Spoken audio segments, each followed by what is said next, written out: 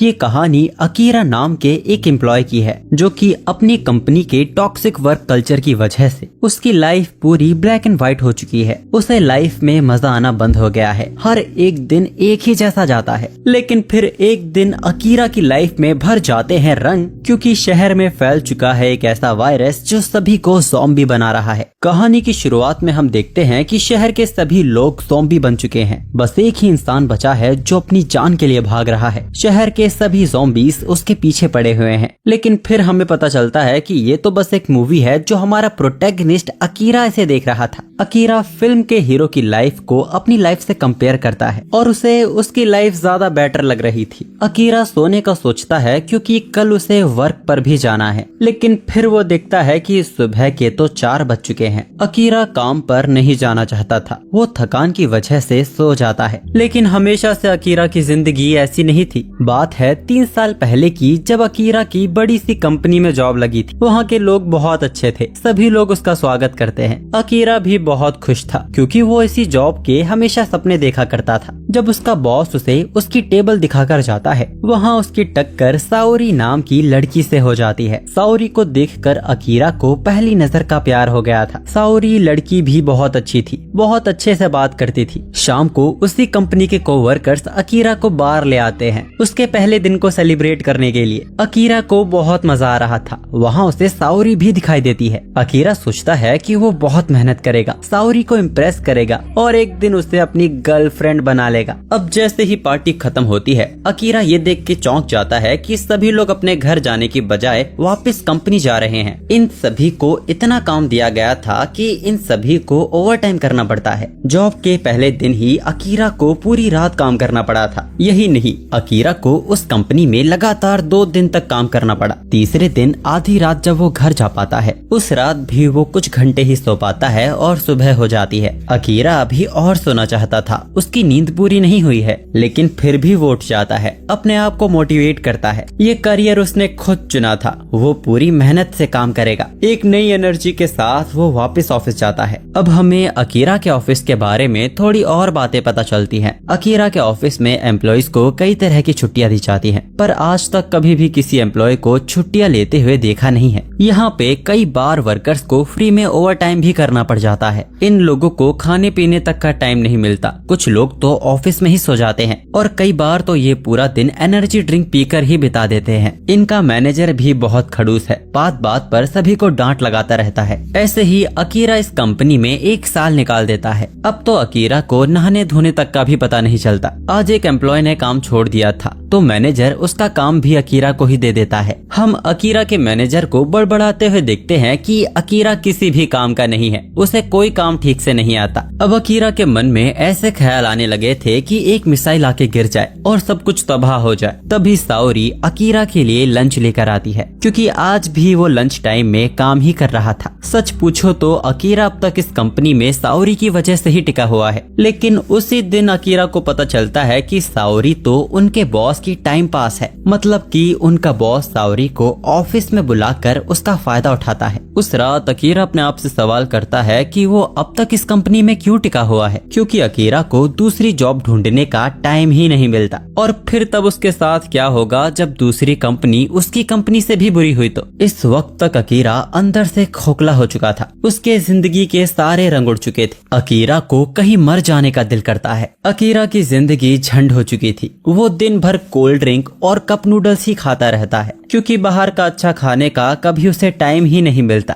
अब कहानी प्रेजेंट में थी। अकीरा वापस से तैयार होकर कंपनी के लिए जाने लगता है। जाते हुए वो अपने गेट पर देखता है कि उसे बिल्डिंग के ओनर को पार्किंग रेंट देना है। अकीरा पार्किंग रेंट देने के लिए मैनेजर के अपार्टमेंट जाता है, लेकिन वहाँ वो देखता है कि उसका मैनेजर एक लड़की को जंगलियों की तरह खा रहा था। उसका मैनेजर एक ज़ॉम्बी बन चुका था। शुरू में तो अकीरा को कुछ समझ नहीं आता, लेकिन जैसे ही वो उस पे हमला करने आता है, अकीरा वहाँ से भागने लगता है। बाहर बिल्डिंग में उसे और भी ज़ॉम्बीज़ देखने को मिलते हैं। अकीरा उन सब से बचते हुए ऊपर की तरफ जाने लगता है। एक जगह अकीरा गिर जाता है। वो देखता है कि सभी लोग तो ज़ॉम्बीज़ बन चुके हैं। वो भागते हुए सोचता है कि अगर ऐसा ही चलता रहा तो उसे काम के लिए देरी हो जाएगी। लेकिन जैसे ही वो टॉप पर आता है, वो देखता है कि पूरे शहर में तो हाहाकार मच चुका है। ये ज़ॉम्बी वायरस पूरे शहर में फैल चुका है। शहर के सभी लोग ज़ॉम्बीज बन चुके थे, यानी कि इसका मतलब था कि अब अकीरा को काम पर नहीं जाना पड़ेगा। ये सोचते ही अकीरा बहुत ही ज्यादा खुश हो जाता है। उसकी जिंदगी में वापस से रंग भर जाते हैं। अकीरा बिल्डिंग के टॉप से ही कूद जाता है और पेड़ों की डालियों से लग लगाते हुए कुछ ज़ॉम्बीज पर लैंड होता है। उसकी जिंदगी में एक्साइटमेंट वापस से लौट आई थी। सभी ज़ॉम्बीज से बचते हुए वो दुनिया के सभी रंगों को देख पा रहा था। वो आजाद महसूस कर रहा था, खुश महसूस कर रहा था। एक सेफ जगह पे जाकर आज अकीरा पहली बार खुल के सांस लेता है। अब अकीरा लेटकर ये सोचने लगता है कि अब उसे आगे क्या करना चाहिए। उसे लाइफ में बहुत कुछ एक्साइटिंग करना था, पर कभी उसे टाइम ही नहीं मिला। अब तभी अचानक उसे सावरी की याद आती है। वो भले ही बॉस की मिस्ट्रेस थी, पर उसने तो उससे सच्चा प्यार किया है। अकीरा डिसाइड करता है कि आज वो उसके घर जाकर उसे अपने दिल की बात बताएगा। अकीरा एक साइकिल पे शहर के ज़ॉम्बी से बचते हुए सावरी के घर पहुंचता है। जब उसकी मंजिल और उसके बीच एक दरवाजे तक का फैसला था, तब अकीरा का पूरा शरीर शर्म से कांपना शुरू कर देता है। वो वहाँ बैठे ओवरथिंक करने लगता है कि कहीं सावरी उसे चेपू तो नहीं समझेगी। हिम्मत जुटा के वो उसके घर की डोरबेल बजाता है, लेकिन दूसरी तरफ से कोई भी रिस्पॉन्स नहीं आता। अकीरा देखता है कि घर का दरवाजा तो खुला हुआ है। वो सावरी के घर में किसी मर्द के जूते भी देखता है। अकीरा सावरी के घर में अपने बॉस को देखता है, जो जरूर यहाँ सावरी के साथ रात बिताने आया होगा। अकीरा 3 साल की अपनी सारी भड़ास अपने बॉस पर निकालता है और माफी मांगते हुए बोलता है कि वो उसकी कंपनी से रिजाइन कर रहा है, जिसके बाद वो अपने भारी भरकम बॉस को बिल्डिंग से नीचे फेंक देता है। मैं आपको बता दूं कि अकीरा पहले रग्बी स्पोर्ट खेला करता था, इसीलिए अकीरा बहुत एथलेटिक भी है। अकीरा को साइड में सावरी दिखाई देती है, लेकिन वो भी अब तक ज़ॉम्बी बन चुकी थी। अकीरा वहाँ हैरान रह जाता है। उसे बहुत बुरा लगता है। फिर भी अकीरा जिस काम के लिए यहाँ आया था, वो अपने दिल की फीलिंग्स को सावरी के सामने रख देता है। वो उसे बताता है कि उसको पहली बार देखकर ही उसे पहला प्यार हो गया था। सावरी अकीरा को खाने उसकी तरफ बढ़ती है और अकीरा भी उसे अलविदा कहकर वहाँ से भाग जाता है। हम अकीरा को एक सुपरमार्केट के बाहर बैठा हुआ देखते हैं। वो ये सोचे सोचे खुश हो रहा था कि अब उसे काम पर नहीं जाना होगा। ये सब कुछ अकीरा के लिए एक सपने जैसा है। अकीरा बोलता है कि कोई भी नहीं जानता कि उनकी मौत कब होने वाली है, फिर भी लोगों के पास टाइम नहीं है वो सब करने का जो वो लोग लाइफ में करना चाहते हैं। अकीरा सुपरमार्केट में से एक नोटबुक और एक पेन उठाता है और 100 चीजों की बकेट लिस्ट बनाता है जो सब वो मरने से पहले करना चाहता है। एक दिन अकीरा को 100 डिग्री बुखार था। उस दिन भी उसका मैनेजर उससे बहुत काम करवाता है और डेडलाइन से पहले उसे पूरा काम खत्म करने को कहता है। इसके साथ ही वो अकीरा को बहुत ही निकम्मा और कामचोर भी कह रहा था। वो बोलता है कि तुम काम करते करते मर नहीं जाओगे, जिसके बाद अकीरा डर से उठ जाता है। उसे रियलाइज होता है कि ये सब तो बस एक सपना था और अब तो उसे काम पे जाना ही नहीं है। अकीरा बालकनी में आकर पूरे शहर को गुड मॉर्निंग कहता है और फिर घर की सफाई करके वो कचरा ज़ॉम्बीज पर फेंक देता है। 3 साल में पहली बार कमरा साफ करने के बाद अकीरा के कमरे की खूबसूरती आज निकल के बाहर आ रही थी और अब अकीरा फ्रिज में से बियर निकालकर उसे पीने लगता है। आज उसके दिन की शुरुआत कुछ ऐसे हो रही है। उसे ऐसा लग रहा है जैसे वो जन्नत पहुंच चुका है। न्यूज में हम देखते हैं कि पूरा शहर तबाह होता जा रहा है। शहर के सभी लोग ज़ॉम्बी बन रहे हैं। जहां से ये लाइव न्यूज ब्रॉडकास्ट हो रही थी, वहां भी ज़ॉम्बीज घुसने की कोशिश कर रहे थे। पूरे शहर में इंटरनेट और टेलीकम्युनिकेशन ठप पड़ चुका है। सरकार की तरफ से भी अभी तक कोई जवाब नहीं मिला है। अकीरा भी सोचने लगता है कि बाहर के हालात बहुत खराब है। क्या इस पेंडेमिक में इंसान बच भी पाएंगे? पर अकीरा को इससे क्या, उसे तो बस अपने कमरे में रहना है और दिन रात बियर पीनी है। और तभी वो देखता है कि वो तो अपनी आखिरी बियर भी पी चुका है और अब उसके फ्रिज में एक भी बियर नहीं बची है। अकीरा बाहर झांक कर देखता है, पूरे शहर में ज़ॉम्बीज फैले हुए थे, लेकिन अगर उसे बियर पीनी है तो लेने तो उसे ही जाना होगा। अकीरा की ही बिल्डिंग में हम एक कपल को देखते हैं जो अभी तक ज़ॉम्बीज से बचे हुए थे। उन्हें समझ नहीं आ रहा था कि वो क्या करे, कोई उनकी मदद के लिए भी नहीं आ रहा। और तभी वो अकीरा को देखते हैं जो पाइप से लटक कर नीचे जा रहा था। वो दोनों ही एक दूसरे को देखकर चौंक जाते हैं। अकीरा उन्हें बताता है कि वो उनका पड़ोसी है और क्योंकि सीढ़ियों के रास्ते में ज़ॉम्बीज भरे हुए हैं, इसीलिए वो ऐसे पाइप पे लटका हुआ है। वो आदमी अकीरा को जल्दी से अंदर आने को कहता है, पर अकीरा उन्हें बताता है कि वो तो नीचे जा रहा है, उसे मार्केट से कुछ सामान जो लेकर आना था। वो उनसे भी उनके लिए सामान लाने के लिए पूछता है, जिस पर कोसाका की वाइफ उससे कुछ टॉयलेट पेपर लाने को कहती है। जिसके बाद अकीरा अपनी साइकिल पर बैठकर निकल पड़ता है। वो देखता है कि आज तो शहर में ज़ॉम्बीज की तादाद और भी बढ़ गई है, लेकिन अकीरा के हिसाब से तो बियर के बिना जिंदगी बिताने से तो अच्छा ज़ॉम्बीज ही उसे खा ले। कुछ ही देर में अकीरा एक सुपरमार्केट पहुंच जाता है। वहां हम एक और साइकिल को देखते हैं जिस पर कैमरा लगा हुआ था। अकीरा बियर बियर चिल्लाते हुए अंदर घुस जाता है और अचानक ही चुप हो जाता है, क्योंकि अंदर एक खूबसूरत लड़की थी। वो भी एक सर्वाइवर है जो उसी की तरह जरूरी सामान लेने आई थी। अकीरा उस लड़की से बात करने की कोशिश करता है, लेकिन वो लड़की उसे भाव ही नहीं देती और अपना सामान उठाने के बाद वहाँ से जाने लगती है। अकीरा उसे रोक कर कहता है कि हमें एक दूसरे के नंबर एक्सचेंज कर लेने चाहिए। अब वो लड़की अकीरा से बोलती है कि वो उस जैसे के साथ टीम अप नहीं कर सकती जो सिर्फ बियर पीने के लिए अपनी लाइफ को रिस्क में डालता है। उसी वक्त अकीरा देखता है कि कुछ ज़ॉम्बीज उस लड़की की तरफ बढ़ रहे हैं। उस लड़की को बचाने के लिए अकीरा खुद ज़ॉम्बीज के सामने आ जाता है और तभी वो लड़की अकीरा के कॉलर को पकड़कर उसे पीछे फेंक देती है। जिसके बाद हम देखते हैं कि स्टोर में ट्रक घुस आता है और सारे ज़ॉम्बीज उसके नीचे कुचले जाते हैं। ट्रक इस स्टोर की तरफ आ रहा है, ये सब उस लड़की ने अपने कैमरे में ही देख लिया था। अब वो लड़की यहाँ से चली जाती है। अकीरा बाहर आकर देखता है कि उसकी साइकिल तो ट्रक की वजह से कुचली जा चुकी है। इस ट्रक का ड्राइवर भी ज़ॉम्बी बन चुका था, इसीलिए ये ट्रक आउट ऑफ कंट्रोल होके स्टोर में घुस आता है। अकीरा सोचता है कि वो कितनी खूबसूरत लड़की थी, क्या वो दोनों फिर कभी मिल पाएंगे। अब तभी वहाँ ज़ॉम्बीज आने लगते हैं। अकीरा भागना शुरू करता है। रास्ते में उसे एक स्कूटी दिखाई देती है जिसमें चाबी लगी हुई थी। अकीरा स्कूटी भगाते हुए अपने घर की तरफ जाने लगता है। अकीरा सोचता है कि स्कूटी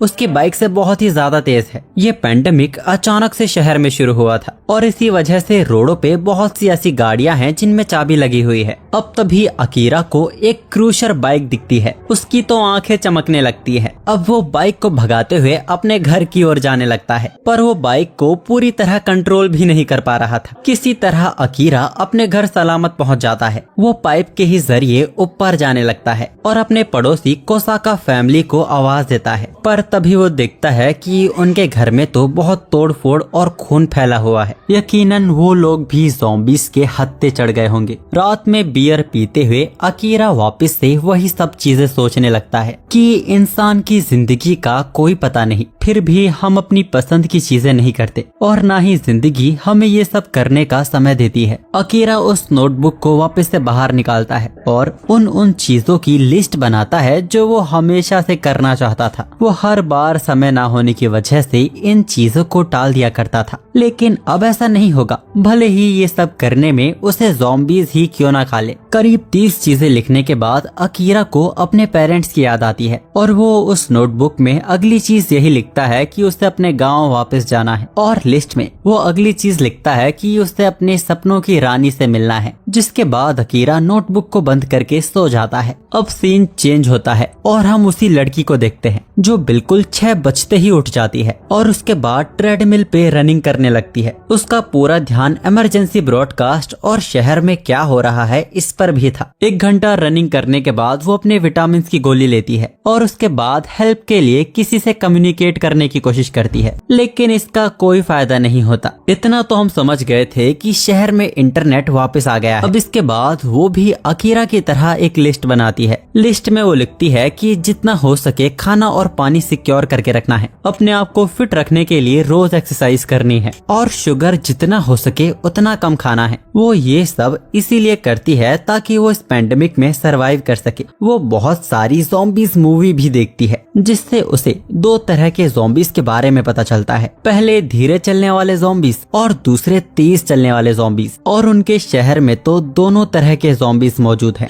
लेकिन वो ये भी पता करना चाहती थी कि इनकी पहचान की कैसे जाए। आखिर तेज चलने वाले ज़ॉम्बीज और धीरे चलने वाले ज़ॉम्बीज में फर्क क्या है। हम देखते हैं कि इस लड़की ने हर एक चीज पहले से ही प्लान की हुई थी। वो अपने बाइसिकल में कैमरा लगा के उस स्टोर की तरफ जाती है जहां बहुत कम रिस्क है। पेंडेमिक और ज्यादा फैलने से पहले वो बाहर भी जरूरी सामान को इकट्ठा करने के लिए आई थी। अब जाके हमें पता चलता है कि अभी तो ये कहानी इस लड़की के दिन की शुरुआत के पर्सपेक्टिव से चल रही है, जिसका नाम शिजुका है। शिजुका स्टोर के अंदर से जरूरत का सामान इकट्ठा करने लगती है और तभी उसकी नजर पेस्ट्री पर पड़ती है जो उसे बहुत ही ज्यादा पसंद था। पर क्योंकि उसे शुगर बिल्कुल नहीं खाना है, इसीलिए वो अपने आप को रोक लेती है। वो अकीरा को भी अंदर आते हुए अपने फोन से पहले ही देख लेती है, इसीलिए शिजुका अकीरा को यहाँ देख के कुछ रिएक्ट नहीं करती। जब अकीरा उससे बात करने की कोशिश कर रहा था तब शिजुका का ध्यान अपने फोन में था, क्योंकि अकीरा का पीछा करते हुए कई ज़ॉम्बीज यहाँ आ रहे थे। शिजुका यहाँ से निकलने का डिसाइड कर लेती है। शिजुका ये भी सोचती है कि अकीरा कितना ज्यादा बेवकूफ है, क्योंकि वो बहुत ही चिल घूम रहा था। उसे इस बात पर डाउट होने लगता है कि अभी तक अकीरा जिंदा कैसे है। हमें पता चलता है कि शिजुका ने अकीरा की किसी बात को नहीं सुना था। जब अकीरा उसे रोककर उससे उसका नंबर मांग रहा था तब शिजुका ट्रक के हॉर्न को सुन के रुक गई थी। वो अपने डिवाइस से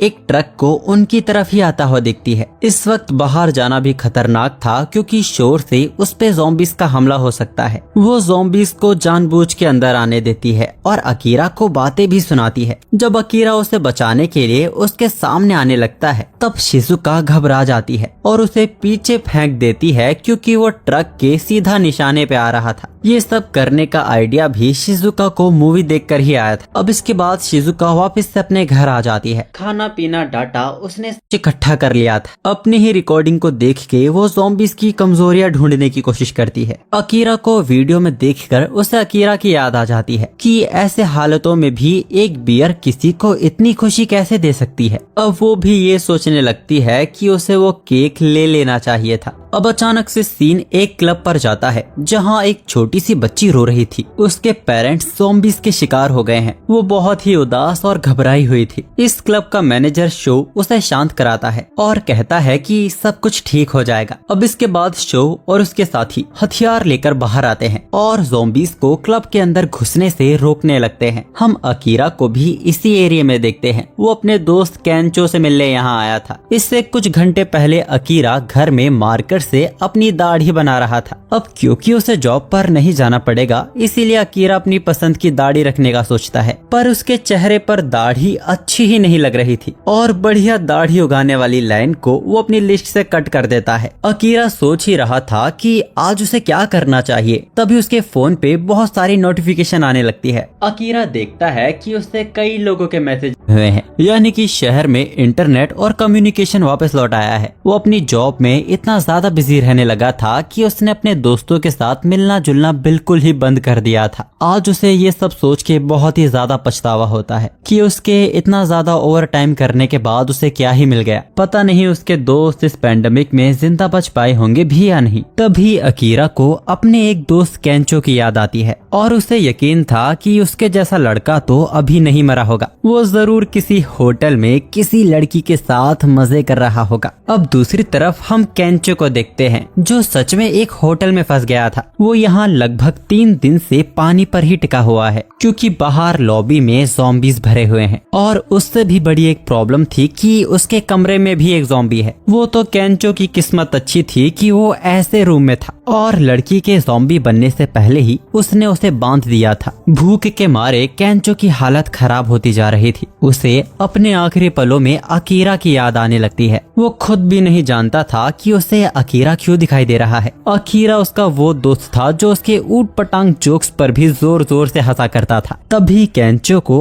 अकीरा का ही कॉल आ जाता है। अकीरा इन दोनों को मिले 1 साल हो चुके थे। कैंचो हैरान था कि इस पेंडेमिक में भी अकीरा इतना खुश कैसे हो सकता है। अकीरा कैंचो से उसका एड्रेस बताने को कहता है। वो उसे लेने आ रहा था। कैंचो कहता है कि ये नामुमकिन है, यहाँ चारों ओर ज़ॉम्बीज फैले हुए हैं। अकीरा को इससे कोई फर्क नहीं पड़ता था। वो कैंचो को लेने निकल पड़ता है। अकीरा और कैंचो कॉलेज बडीज थे और उन्होंने 4 साल एक साथ रग्बी भी खेला था। कैंचो कॉलेज में बहुत ही पॉपुलर, फनी और अकीरा का बहुत अच्छा दोस्त था। उनकी आखिरी बार मुलाकात एक बार में 1 साल पहले हुई थी। अकीरा की हालत तो तो उसकी जॉब की वजह से बिल्कुल ही बेकार थी, लेकिन केंचो उसकी अच्छी कम्युनिकेशन स्किल्स की वजह से उसे रियल एस्टेट में काम मिल गया था। वो लाइफ में काफी तरक्की कर रहा था, बड़े बड़े लोगों के साथ उसका उठना बैठना था, यहाँ तक कि वो एक मॉडल को भी डेट कर रहा था। अकीरा की जैसी हालत थी, वो किसी की भी तरक्की सुनने के मूड में नहीं था। केंचो उसे एडवाइस देता है कि उसे अपनी बेकार जॉब को छोड़ देना चाहिए, कोई बेवकूफ ही ऐसी टॉक्सिक कंपनी में काम करता रहेगा। अकीरा इरिटेट हो जाता है और केंचो पर ही भड़क जाता है। अब कहानी वापस से प्रेजेंट में आती है। हम उसी क्लब के लीडर को देखते हैं जो कि अब अकेला बचा है और सभी ज़ॉम्बीज़ ने उसे घेर लिया है। उसे समझ आ गया था कि यही उसका अंत होने वाला है। ज़ॉम्बीज़ उसकी तरफ उसे मारने बढ़ रहे थे, तभी अचानक पास में कहीं शोर होने लगता है। हम देखते हैं कि कार के हॉर्न को किसी ने रब्बी बॉल से बांध दिया है। हम देखते हैं कि सभी ज़ॉम्बीज़ उसी शोर की तरफ जा रहे थे, यहाँ तक कि केंचो जिस होटल में है वहाँ के ज़ॉम्बीज़ भी उसी शोर की तरफ जा रहे थे। ये बड़ा कांड अकीरा ने किया था। कार को सभी ज़ॉम्बीज़ के द्वारा घेरे जाने की वजह से कार ब्लास्ट कर जाती है। केंचो भी रूम से बाहर निकल जाता है। अचानक उसे आवाज सुनाई देती है। उसे लगा कि ज़ॉम्बीज़ वापस आ गए हैं। वो बहुत ही घबरा रहा था और तभी अकीरा उसे पीछे से धप्पा कर देता है। केंचो को यकीन नहीं होता कि अकीरा उसे बचाने सच में आ गया था। अब अकीरा वहाँ रोना शुरू कर देता है और कहता है कि वो सही था, उसे केंचो की बात मान के उस जॉब को छोड़ देना चाहिए था। वो उससे माफी मांगता है कि उसकी एडवाइस को मानने की बजाय वो उससे ही जलने लगा था। अब केंचो भी अकीरा को कुछ बताने वाला था, लेकिन अकीरा के वहाँ चिल्लाने की वजह से ज़ॉम्बीज़ वापस आ गए थे। दोनों ज़ॉम्बीज़ से बचते हुए होटल की छत पर आ जाते हैं और उसके दरवाजे को वेट से ब्लॉक कर देते हैं, पर ये भी ज़ॉम्बीज़ को ज्यादा देर तक रोक नहीं पाएगा। केंचो तो पैनिक करने लगता है। वो बोलता है कि हम नहीं बच पाएंगे। अकीरा केंचो से कहता है कि बचने का बस एक ही रास्ता है, हमें सामने वाली बिल्डिंग पर छलांग लगानी होगी। केंचो कहता है कि तुम्हारा दिमाग खराब हो गया है, ये इम्पॉसिबल है, क्योंकि वो बिल्डिंग वाकई में बहुत ही ज्यादा दूर थी। अकीरा कहता है कि ये तो कूदने के बाद ही पता चलेगा, जिसके बाद अकीरा तेजी से भागकर दूसरी बिल्डिंग पर छलांग लगा देता है। अकीरा को थोड़ी चोट आई थी, लेकिन वो सलामत दूसरी तरफ पहुंच गया था। अब अकीरा केंचो को भी छलांग लगाने को कहता है, लेकिन केंचो को तो डर लग रहा था। वो अकीरा से माफी मांगता है कि वो उसे यहाँ बचाने आया, लेकिन वो ये नहीं कर पाएगा। लेकिन यहाँ मरने से पहले वो अकीरा को एक सच बताना चाहता था। असल में केंचो को भी अपनी ये जॉब पसंद नहीं थी। ये सच था कि उसे यहाँ बहुत पैसा, शोहरत और मजे मिलते हैं, लेकिन उसे रोज चेहरे पे स्माइल रखे लोगों से झूठ बोलना पड़ता था। उसे प्रॉफिट के लिए लोगों को गलत कॉन्ट्रैक्ट दिलवाने पड़ते थे। मॉडल्स को डेट करना, बड़े बड़े लोगों से मिलना, इन सब से उसे कभी खुशी नहीं मिली थी। वो हमेशा खुश रहने का नाटक किया करता था। इसके लिए वो अकीरा से माफी मांगता है। केंचो असल में एक ऐसी जॉब करना चाहता था जिसमें वो अपने क्लाइंट्स को हंसा सके। असल में केंचो एक स्टैंड अप कॉमेडियन बनना चाहता था। अकीरा मुस्कुराता है और कहता है कि अगर ऐसा है तो अपनी जॉब छोड़ दो और वो करो जो तुम बनना चाहते हो। अकीरा बोलता है कि दोस्त की सलाह को मान लेना चाहिए केंचो। अकीरा की बातें सुनने के बाद केंचो भी जोश में आ जाता है। अब तक ज़ॉम्बीज़ भी दरवाजा तोड़ के टेरेस पे घुस आए थे। केंचो छलांग लगाने के लिए भागता है और उसी के पीछे ज़ॉम्बीज़ भी भाग रहे थे। केंचो पूरी ताकत से छलांग लगाता है और बीच में ही अपने पूरे कपड़े उतार देता है। केंचो की इस बचकानी हरकत को देखकर अकीरा पेट पकड़कर हंसने लगा था, लेकिन मालिक एक प्रॉब्लम हो गई थी। केंचो दूसरी तरफ तक पहुंच ही नहीं पाता और उस बिल्डिंग से ही लटक जाता है। केंचो के हाथ फिसलने लगे थे। वो सोचने लगता है कि क्या उसकी मौत सच में ऐसी होने वाली है, क्या वो सिर से पैर तक नंगा मरने वाला है। जैसे ही केंचो का हाथ छूटता है, अकीरा उसके हाथ को पकड़ लेता है और केंचो को वापस ऊपर खींच लेता है, लेकिन इसमें बेचारे केंचो के अखरोट घिस गए थे। ये लोग इसी बिल्डिंग की छत पर डेरा डाल लेते हैं और बियर पीते हुए पार्टी करने लगते हैं। अकीरा भी वहाँ केंचो की तरह नंगा हो गया था। उन दोनों ने तो जैसे छत पर ही अपना नया घर बना लिया था। अगले दिन हम अकीरा को ज़ॉम्बी गेम खेलते हुए देखते हैं और केंचो वहाँ खाना बना रहा था। घर पर कैंपिंग करना भी अकीरा के लिस्ट में था। अब अकीरा केंचो का बनाया खाना खाने बैठता है और उसे वो बहुत ही ज्यादा टेस्टी लगता है। अकीरा केंचो से कहता है कि वो सब कुछ कर लेता है, इसीलिए वो बहुत ही ज्यादा पॉपुलर है। इस पर केंचो कहता है कि खाना बनाना तो सभी को आना ही चाहिए। वो अकीरा से बोलता है कि शायद इसी वजह से वो अभी तक सिंगल है। इस पर अकीरा बहुत ही ज्यादा ज्यादा गुस्सा हो जाता है और कहता है कि वो आज ही लड़की पटाएगा। लेकिन अगर झांक के नीचे देखा तो उन्हें एक जिंदा इंसान भी मुश्किल से मिलेगा। तो अकीरा अपने लिए लड़की कहाँ से ढूंढेगा। इसके बाद केंचो अकीरा की बकेट लिस्ट पढ़ना शुरू कर देता है। उसमें अकीरा ने ये भी लिखा हुआ था कि उसे एक एयर होस्टेस के साथ डिनर करना है। ये तो केंचो को बिल्कुल ही नामुमकिन लगता है और अभी तक अकीरा ने इसमें बस 33 तक ही लिस्ट बनाई हुई थी। अब केंचो भी अकीरा की लिस्ट में अपना सपना लिखने लगता है कि उसे स्टैंड अप कॉमेडियन बनना है और अकीरा उसे रोकने लगता है कि ये उसकी लिस्ट है। केंचो कहता है कि हम ये लिस्ट साथ में पूरी कर सकते हैं। वैसे भी अगर अकीरा उसे बचाने नहीं आता तो वो तो लव होटल में ही मर चुका होता। अकीरा बताता है कि उसे एक बड़ा सा टीवी चाहिए जिसमें वो गेम खेल सके। जिसके बाद दोनों ही बाइक पर बैठकर टीवी लेने निकल पड़ते हैं। रास्ते में अकीरा केंचो से पूछता है कि वो एक कॉमेडियन ही क्यों बनना चाहता है। केंचो को बचपन से ही कॉमेडी शोज देखना बहुत पसंद था। ये उसके बचपन का सपना था कि वो एक कॉमेडियन बनना चाहता था। अब अकीरा अपने सपने के बारे में सोचने लगता है कि क्या उस कंपनी में काम करना यही उसका सपना था। आगे का रास्ता बंद होने की वजह से उन दोनों को रुकना पड़ता है। उस शोरूम का रास्ता भी बंद हो गया था जहाँ से अकीरा को टीवी उठाना था। इतने में ही उन दोनों के पीछे से पेट्रोल से भरा ट्रक आने लगता है जिसका ड्राइवर एक ज़ॉम्बी बन गया था। अगर ये दोनों जल्दी यहाँ से नहीं निकले तो दोनों ही जान से जाएंगी। आगे का रास्ता ब्लॉक था। अकीरा को सबवे में जाने का रास्ता दिखाई देता है। अचानक उसे शिजुका की याद आती है और वो बाइक को ट्रक की ही तरफ दौड़ाने लगता है। ट्रक और अकीरा दोनों ही एक दूसरे की तरफ तेजी से बढ़ रहे थे। आखिरी सेकंड में अकीरा बाइक को एक कार के ऊपर से कुदा देता है। वो ट्रक सीधा उनके पीछे ही फटा था और दोनों ही उस धमाके से बाल बाल बचे थे। लेकिन एक बहुत बड़ी प्रॉब्लम हो गई थी। वो सबवे भी बहुत सारे ज़ॉम्बी से भरा हुआ था। राइट में ही उन्हें मॉल के अंदर जाने का रास्ता मिल जाता है। जिसके बाद ये दोनों शटर खोलकर उसके अंदर घुस जाते हैं। वो देखते हैं कि मॉल के अंदर पहले से ही कुछ लोग मौजूद थे। यहाँ 3 लड़कियाँ और एक आदमी मौजूद था। वो लड़कियाँ उनसे पूछती हैं कि तुम इन्फेक्टेड तो नहीं हो। ये चारों बहुत ही ज्यादा डरे हुए थे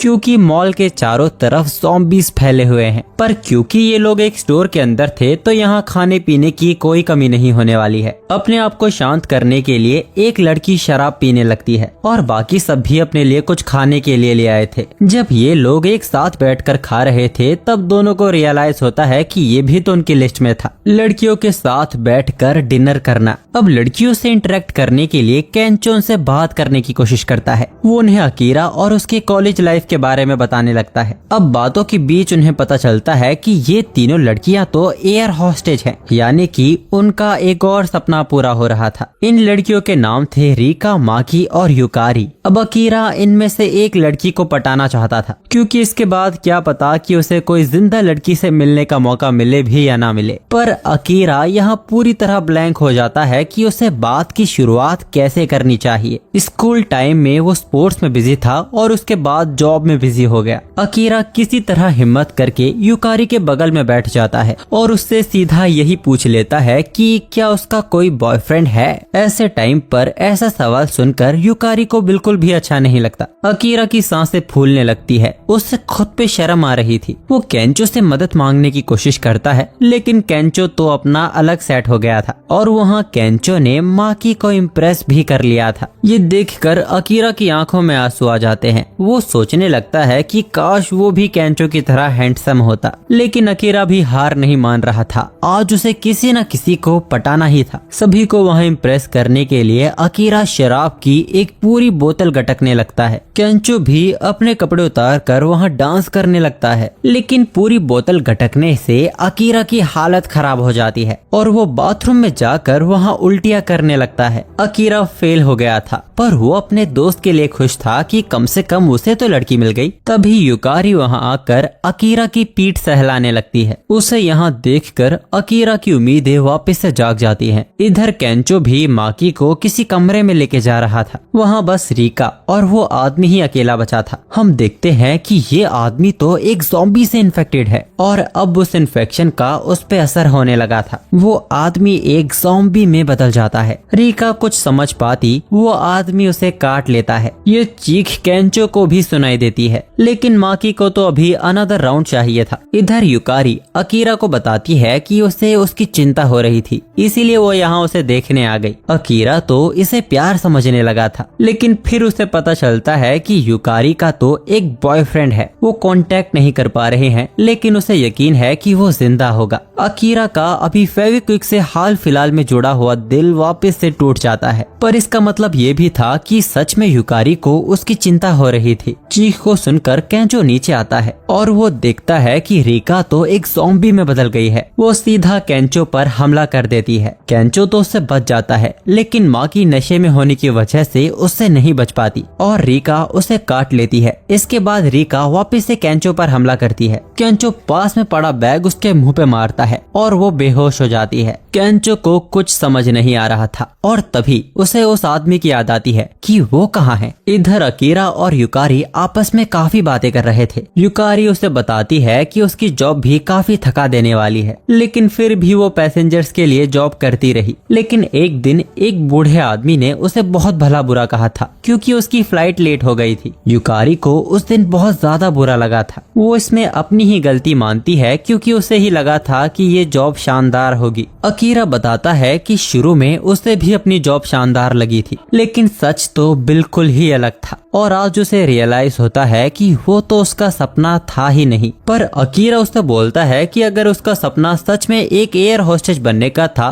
तो एक बूढ़े आदमी की बातों पर तो उसे ध्यान देना ही नहीं चाहिए। अब ये बात सुनकर जैसे युकारी की तो आंखें ही खुल जाती है। वो अकीरा को कुछ बताने वाली थी, पर तभी वही आदमी जो ज़ॉम्बी बन चुका है वो युकारी पर हमला कर देता है। अकीरा उसे छुड़ाकर उसे दूर फेंक देता है, लेकिन देर हो चुकी थी। उस ज़ॉम्बी ने युकारी को काट लिया था। युकारी अकीरा को यहाँ से जाने के लिए कहती है, पर अकीरा को ये ठीक नहीं लगता। युकारी ही उससे दूर जाने की कोशिश करती है, लेकिन अकीरा उसे गले से लगा लेता है। युकारी भी उसको कस के गले लगा लेती है और उसे बताती है कि जब वो बचपन में पहली बार एरोप्लेन में बैठी थी तब उसे उल्टियां होने लगी थी। तब एक एयर होस्टेस ने उसकी कमर को सहलाया था और युकारी को वो बहुत ही अच्छा लगा था। उसी दिन उसने सोच लिया था कि वो भी एक एयर होस्टेस बनेगी। यही उसका सपना था और उसे अपना काम बहुत पसंद है। अकीरा रोते हुए कहता है कि उसे यकीन है कि वो भी अपना सपना ढूंढ लेगा। वो ज़ॉम्बी वापस उनकी तरफ आ रहा था। युकारी अकीरा को धक्का दे देती है और बोलती है कि आज उसे बहुत मजा आया और वो ज़ॉम्बी युकारी पर हमला कर देता है। अकीरा रोते हुए वहाँ से भाग जाता है और केंचो से मिलता है। केंचो अकीरा से कहता है कि हमें यहाँ से जल्दी निकलना होगा, क्योंकि माँ की उसके पीछे पड़ी हुई है और उसने उनके लिए बहुत बड़ा टीवी भी उठा लिया है। ज़ॉम्बीज़ यहाँ से जा चुके थे। ये दोनों भी बाइक पर बैठकर यहाँ से निकल जाते हैं। शाम को खाना बनाते हुए केंचो अकीरा को पूरी कहानी सुनाता है और अकीरा उस नए टीवी में बढ़िया ज़ॉम्बी गेम खेल रहा था, लेकिन फिर वो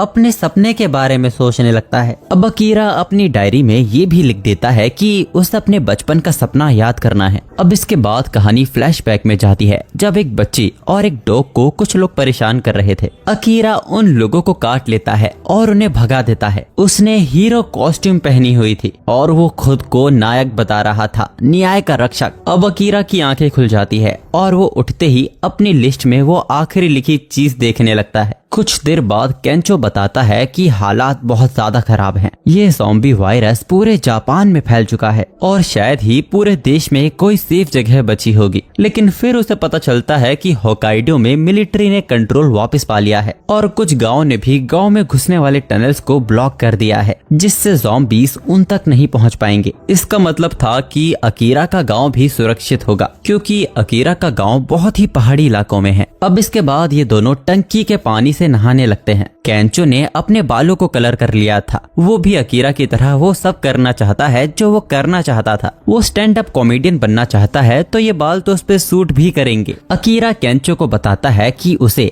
अपने बचपन का सपना याद आ गया है। वो एक सुपर हीरो बनना चाहता है जो कॉस्ट्यूम पहनकर खतरों से लड़ता है। वो केंचो को बताता है कि वो एक सुपर हीरो बनेगा और लोगों को ज़ॉम्बी से बचाएगा। केंचो उसकी बात को सुनकर कहता है कि तुम्हारे अंदर हीरो जैसा क्या है? ना ही वो उड़ सकता है और ना ही अपने हाथों से जाले छोड़ सकता है। अकीरा उसे बताता है कि वो ज़ॉम्बीज से बचने के तरीकों पर रिसर्च कर रहा था, जिसके बाद उसे एक कॉस्ट्यूम के बारे में पता चला है और अभी ये दोनों तुरंत उस कॉस्ट्यूम को लेने जाएंगे। अकीरा को अपने बचपन का सपना याद आ गया था, इसीलिए वो उस लाइन को काट देता है और अपनी बकेट लिस्ट में वो अगली लाइन लिखता है कि उसे सुपर हीरो बनना है। कुछ देर बाद दोनों एक एक्वेरियम में पहुंच जाते हैं, जहां उनके अलावा कोई भी उन्हें देखने को नहीं मिलता। वहां एक विशाल शार्क थी जो ज़ॉम्बी बन चुकी थी। वो दोनों पूरा एक्वेरियम घूमने लगते हैं और एक्वेरियम के पीछे की साइड में एक लॉकर में उन्हें वो चीज मिल जाती है और अकीरा तुरंत उस पे कलाकारी कर देता है। दूसरी तरफ हम देखते हैं कि इस पेंडेमिक में बचे हुए लोगों से भरी एक बस यहाँ से निकलने की कोशिश कर रही थी, पर आगे के रास्ते को ज़ॉम्बीज ने ब्लॉक करके रखा हुआ है और ये लोग यहाँ फंस गए हैं। इस बस में हम उसी लड़की शिजुका को भी देखते हैं। ये लोग रास्ते से ज़ॉम्बीज के हटने का वेट कर रहे थे, लेकिन तभी बस में बैठा एक आदमी ज़ॉम्बी बन जाता है और उन लोगों पे हमला कर देता है। अब इन लोगों को मजबूरन बस से निकलकर भागना पड़ता है। बहुत सारे लोग इसमें ज़ॉम्बीज का शिकार हो जाते हैं। एक छोटी सी बच्ची भागते हुए एक्वेरियम की तरफ ही आ रही थी। उसके पीछे 4 एथलेटिक ज़ॉम्बीज पड़े हुए थे। अब वो लड़की भागते हुए गिर जाती है और एक ज़ॉम्बी उस पे हमला कर देता है, पर तभी अकीरा वहां आ जाता है और उस ज़ॉम्बी को टक्कर मारकर दूर फेंक देता है। अकीरा सुपर हीरो की तरह पोज मारते हुए डायलॉग्स मारने लगता है। ये सूट असल में शार्क सूट है और इसको इस तरह से बनाया जाता है कि डाइविंग के दौरान शार्क्स के हमले से भी बचा जा सके। इसको शार्क और क्रोकोडाइल के टैंक्स को साफ करते वक्त पहना जाता है। इसको टाइटेनियम और स्टील से बनाया गया है, यानी कि जब तक अकीरा ने ये सूट पहना हुआ है उसे तो ना ज़ॉम्बी काट पाएगा ना तो शार्क। अकीरा अब सभी को एक्वेरियम के अंदर जाने के लिए कहता है। इन लोगों में वो उसी लड़की शिजुका को भी देख लेता है और सोचने लगता है कि हमारी किस्मत में ही एक दूसरे से मिलना लिखा हुआ है। और वहीं शिजुका सोच रही थी कि क्या ये कॉस्प्ले है, और तभी अकीरा पर एक ज़ॉम्बी हमला कर देता है। अकीरा सोचता है कि यही उसका मौका है शिजुका को इम्प्रेस करने का, और तभी वो ज़ॉम्बी उसकी टांगों पर काट लेता है। अकीरा की तो दर्द से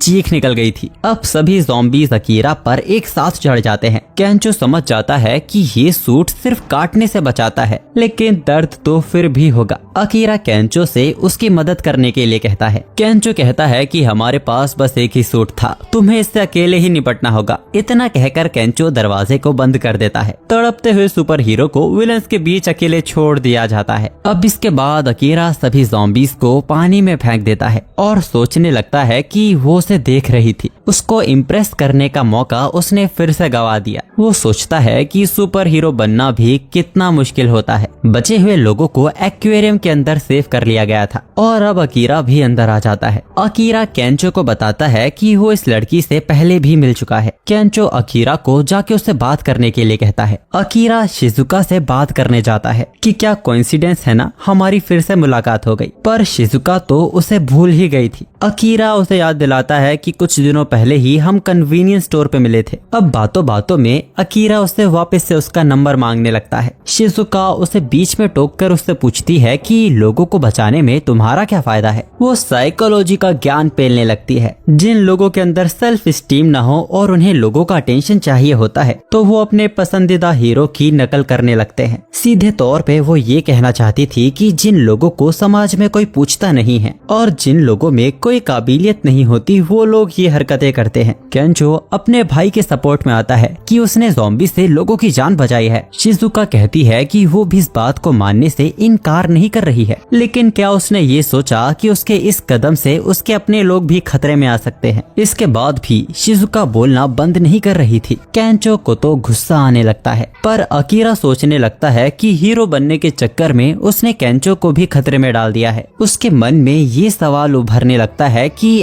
आखिर असली हीरो होता क्या है। आखिर में शिजुका कहती है कि अगर तुम अभी तक खतरों को नहीं समझ पाते हो तो तुम मेरी जिंदगी भी खतरे में डाल दोगे। इतना बोलकर वो उसे फिर से नंबर देने से मना कर देती है। अब तभी अचानक पूरी बिल्डिंग में कोई हलचल होती है। उस शोर को सुन के अकीरा और केंचो देखने जाते हैं। वो लोग देखते हैं कि वो ज़ॉम्बी शार्क टैंक से बाहर आ गई है और जिन इंसानों और ज़ॉम्बीज को उसने खाया था, उनके पैर उसके शरीर के साथ फ्यूज हो गए हैं, जिससे वो अब जमीन पर भी चल पा रही है। सभी लोग शार्क शार्क से जान बचाकर भागने लगते हैं। पर अकीरा वहाँ खड़ा होकर सोचने लगता है कि इस सिचुएशन में एक हीरो क्या करता, और वो भी उनके साथ भागना शुरू कर देता है। ये सभी लोग भागते हुए ऊपर वाले फ्लोर पर जाते हैं, पर वहाँ भी ज़ॉम्बीज भरे हुए थे। वो शार्क वहाँ भी आ जाती है और ज़ॉम्बीज पर भी हमला करने लगती है। शिजुका को वहाँ एक दूसरा एग्जिट भी दिखाई देता है। वो सभी को उस तरफ जाने के लिए कहती है, पर वही लड़की जिसको अकीरा ने शुरू में बचाया था, वो लड़की पैनिक करने लगती है और शिजुका को ही धक्का देकर अंदर चली जाती है। जब अकीरा को पता चलता है कि शिजुका बाहर ही रह गई है, वो उसे बचाने के लिए तुरंत चला जाता है। दूसरी तरफ शिजुका सोच रही थी कि उसे इसीलिए लोगों का साथ पसंद नहीं। वो शार्क शिजुका को खाने ही वाली थी कि तभी वहाँ अकीरा चिमनी से निकलकर पहुंच जाता है और उस शार्क को पकड़कर उसे दूर ढकेल देता है। शिजुका को समझ नहीं आ रहा था कि अकीरा उसे बचाने के लिए अपनी जान क्यों जोखिम में डाल रहा है। अकीरा कहता है कि उसे कोई रीजन देने की जरूरत नहीं है, वो बस हीरो बनकर सबको बचाना चाहता है। शिजुका सोचती है कि अपने मन का काम करने के लिए क्या इतना बड़ा रिस्क लेना सही है। अब शिजुका खड़ी हो जाती है और अकीरा से प्लान पूछती है। अकीरा के पास कोई प्लान नहीं था, वो तो ऐसे ही शार्क के ऊपर कूद पड़ा था। अब वो दोनों ही शार्क से बचकर भागने लगते हैं। शिजुका के पास एक प्लान था, पर उसमें बहुत ही रिस्क था। वही केंचो चिमनी से ये सब देख रहा था। वो उनकी मदद करना चाहता था, लेकिन उसे शार्क से बहुत डर लगता है। अकीरा उस शार्क का ध्यान अपनी ओर खींचने लगता है। हमें शिजुका का प्लान पता चलता है। शार्क्स की नाक पर उनके सेंसरी ऑर्गन होते हैं। अगर वो लोग उसे डायरेक्टली थोड़ा सा भी करंट देने में कामयाब हो जाते हैं तो उसे मारा जा सकता है। शिजुका को कमरे से एक बड़ा सेल मिल जाता है, पर वहाँ उस शार्क ने अकीरा को बहुत दूर पटक दिया था और अब अकीरा वापस से खड़ा भी नहीं हो पा रहा है। तभी केंचो नंगा होकर शार्क का ध्यान अपनी ओर खींचने लगता है। शिजुका भी अकीरा की तरफ दोनों सेल्स फेंक देती है। उसे भी नहीं पता कि ये तरीका एक ज़ॉम्बी शार्क पे काम करेगा भी या नहीं। अकीरा उन सेल्स को लेके उस शार्क के पास जाता है और उसकी नाक पर एक जोर का पंच मारता है। शार्क को करंट लगने की वजह से वहीं उसकी मौत हो जाती है। वो दोनों बहुत ज्यादा खुश हो जाते हैं और नाचना शुरू कर देते हैं। केंचो अकीरा को एक असली हीरो बताता है। शाम हो चुकी थी। अकीरा और केंचो यहाँ से जाने लगते हैं। अकीरा अपनी डायरी से सुपर हीरो बनने वाला सपना भी काट देता है। हम देखते हैं कि शिजुका बाकी लोगों के साथ जाने की बजाय इनके साथ ही जा रही थी और शिजुका को वैसे भी बड़े ग्रुप्स में रहना बिल्कुल भी पसंद नहीं। अब अकीरा वापस से शिजुका से उसका नंबर मांगने की कोशिश करता है और शिजुका बात उसकी पूरी होने से पहले ही उसे मना कर देती है। शिजुका की नजर अकीरा की बकेट लिस्ट वाली डायरी पर जाती है। शिजुका अचानक वहीं रुक जाती है और बताती है कि वो ज़ॉम्बीज से जितना दूर हो सके उतना दूर रहने की कोशिश कर रही है, पर ये दोनों ऐसे कारनामे कर रहे हैं कि इनका ज़ॉम्बी तो बनना पक्का है। वो बोलती है कि हम दोनों के रास्ते बिल्कुल ही अलग है। अब शिजुका अकीरा को डांटती भी है कि उसने उसे वार्न किया था। उसने उस जैसी अनजान लड़की की जान बचाने के लिए अपने उस दोस्त की जान खतरे में डाल दी जो उसके लिए बहुत खास है। अकीरा केंचो से इसके लिए माफी मांगता है। शिजुका फिर से ज्ञान झाड़ने ही वाली थी कि तभी अकीरा उससे कहता है कि अब उसकी भी जान उसके लिए बहुत खास हो गई है। अगर वो हीरो बनने की कोशिश ना भी कर रहा होता तब भी वो उसकी जान बचाता। ये सुन शिजुका का धुआं निकल जाता है। वो शर्माने लगती है और बिना कुछ बोले उन दोनों से आगे चलने लगती है। अब यहाँ से जाने से पहले अकीरा शिजुका से पूछता है कि वो यहाँ से कहाँ जाएगी, जिस पर शिजुका जवाब देती है कि जो जगह यहाँ से सेफ हो। वैसे तो शहर में अब कोई भी जगह सेफ नहीं बची है। अब उनकी मुलाकात फिर से हो या ना हो, इसीलिए शिजुका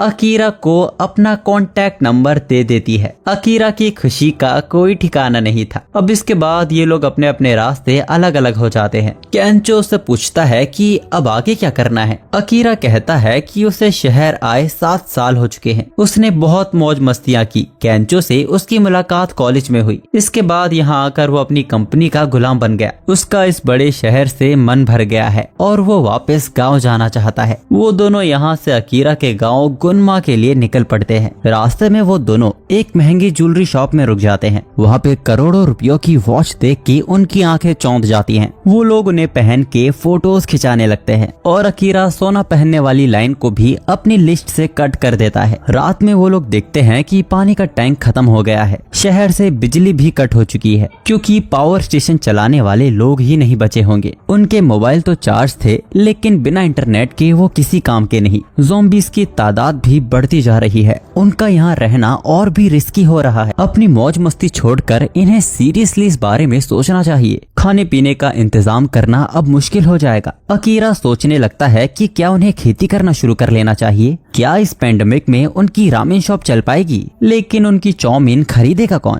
अब तभी उनकी नजर खुले आसमान पर पड़ती है जो सितारों से जगमगा रहा था। अब क्योंकि शहर में लाइट और पोल्यूशन नहीं है तो यह आसमान इतना साफ दिखाई दे रहा था। अकीरा को अपने गांव की याद आ जाती है जहां वो अपने पेरेंट्स के साथ ऐसे ही सितारे देखा करता था। अगले दिन वो दोनों पैकिंग करने लगते हैं अकीरा के गांव गुनमा के लिए निकलने के लिए, जहां केंचो अपने बैग में जरूरत के सामान रख रहा था। अकीरा तो अपने बैग में वीडियो गेम्स भर रहा था जबकि अब तो लाइट भी नहीं है। आगे अकीरा अपने रूम को आखिरी बार देखने जाता है जहां उसने अपनी कॉलेज लाइफ और ऑफिस लाइफ बिताई है। इसके बाद ये लोग अकीरा के गांव गुनमा के लिए निकल पड़ते हैं। अकीरा बताता है कि पहले उसे अपने टाउन पहुंचने में 2 से 3 घंटे लगते थे लेकिन अब न जाने रोडों के हाल क्या होंगे। इसीलिए वो रास्ते से एक आरवी वैन लेना चाहता था जो कि पूरा एक चलता फिरता घर होता है और ज़ॉम्बीज़ के ऐसे माहौल में आरवी एक बहुत अच्छा ऑप्शन है और आरवी लेना अकीरा की लिस्ट में भी है। इसके बाद ये लोग सीधा कैंपिंग कार के शोरूम जाते हैं और एक बार फिर यहाँ वो लोग शिजुका से टकरा जाते हैं। वो भी यहाँ एक आरवी लेने के लिए ही आई थी क्योंकि शिजुका को भी शहर से बाहर निकलना था। अकीरा के मन में लड्डू फूटने लगते हैं। उनकी मुलाकात तीसरी बार हो गई है। वो तो मानने लगता है कि कायनात ही उन्हें मिलाना चाहती है। अकीरा उसे भी अपने गांव गुनमा चलने के लिए पूछता है लेकिन शिजुका उसे तुरंत मना कर देती है। उसका मानना था कि इनके साथ ट्रैवल करना बहुत ही रिस्की है। अकीरा बेचारा टूट जाता है। इसके बाद केंचो शिजुका से पूछता है कि क्या उसके पास लाइसेंस है। शिजुका मना करती है पर लेकिन ऐसी इमरजेंसी में उसे ये करना ही पड़ेगा। उसने ज़ॉम्बीज़ मूवी में भी देखा है कि ऐसे हालातों में आरवी एक सबसे अच्छा ऑप्शन होती है। केंचो से पूछता है कि क्या तुम ज़ॉम्बीज़ मूवीज की फैन हो। शिजुका मना करती है पर वो कम से कम 100 मूवीज देख चुकी है। अब ये सब सुन अकीरा एक्साइटेड होकर कहता है कि उसने भी यही बात कही थी। कुछ ऐसे पेंडेमिक में एक आरवी सबसे अच्छा ऑप्शन होती है लेकिन शिजुका एक बार फिर उसका ऑफर ठुकरा देती है। तभी केंचो उसे याद दिलाता है कि उसके पास तो लाइसेंस है ही नहीं। जब उसे ड्राइविंग करना आता ही नहीं तो ऐसे में ड्राइविंग करना और भी रिस्की होगा। वो उसे बताते हैं कि उनके साथ जाने में ही उसका फायदा है। उनकी बातें सुनने के बाद अब शिजुका को भी टेंशन होने लगती है और आखिर में वो उनके साथ चलने के लिए मान जाती है। अब अंदर जाने के बाद उन्हें एक से बढ़कर एक वैन देखने को मिलती है। अकीरा और केंचो इन सभी वैन्स को देखकर काफी एक्साइटेड हो जाते हैं और डिसाइड ही नहीं कर पाते कि उन्हें कौन सी वैन लेके जानी चाहिए। जब उनकी नजर करोड़ों रुपयों वाली लग्जरियस वैन पर जाती है वो लोग उसे ही ले जाने की जिद करने लगते हैं। शिजुका बोलती है कि सड़कों पर काफी बेकार गाड़ियां खड़ी हुई हैं। उनके बीच से ये बड़ी गाड़ी कैसे निकल पाएगी। वो उन्हें एसयूवी जैसी वैन लेके चलने को कहती है। ये वैन हर एक मामले में ठीक है। बात अगर मजबूती की हो, रोड की हो, ये हर जगह काम आएगी। उन लोगों के बीच बहस शुरू हो जाती है। अकीरा कहता है कि ये तो आरवी जैसी लग भी नहीं रही। शिजुका बोलती है कि ऐसे हालातों में हमें अपनी पसंद को अलग रख के कुछ चुनना होगा। पर तभी उसकी नजर एक ऐसी वैन पर जाती है जिसका इंटीरियर बिल्कुल उसकी पसंद जैसा था। वो लोग भी समझ जाते हैं कि शिजुका को ये वैन पसंद आ गई है। उनके बीच बातें चल ही रही थी कि तभी वहाँ बहुत सारे ज़ॉम्बीज़ आ जाते हैं। इनके जोर जोर से चिल्लाने की वजह से ज़ॉम्बीज़ ने इन्हें ढूंढ लिया था। अब ये लोग बिना कुछ सोचे समझे एक वैन में चढ़ जाते हैं और उसी आरवी को लेकर यहाँ से फुर निकल जाते हैं। इस तरह आरवी चलाने का सपना भी अकीरा का पूरा हो गया था। हाईवे पर अकीरा देखता है कि रोड तो कितना खाली है। इस पर शिजुका बोलती है कि ज़ॉम्बी वायरस इतनी तेजी से फैला होगा कि लोगों को भागने का मौका ही नहीं मिला। अकीरा उससे पूछता है कि क्या उसे ये वायरस लगता है। शिजुका बोलती है कि अगर हम इस वायरस के बारे में और जानकारी इकट्ठा कर पाए तो हम इसके इलाज भी ढूंढ सकते हैं। अगर वो कोई ऐसी वैक्सीन बना ले जिससे इस वायरस को रोका जा सके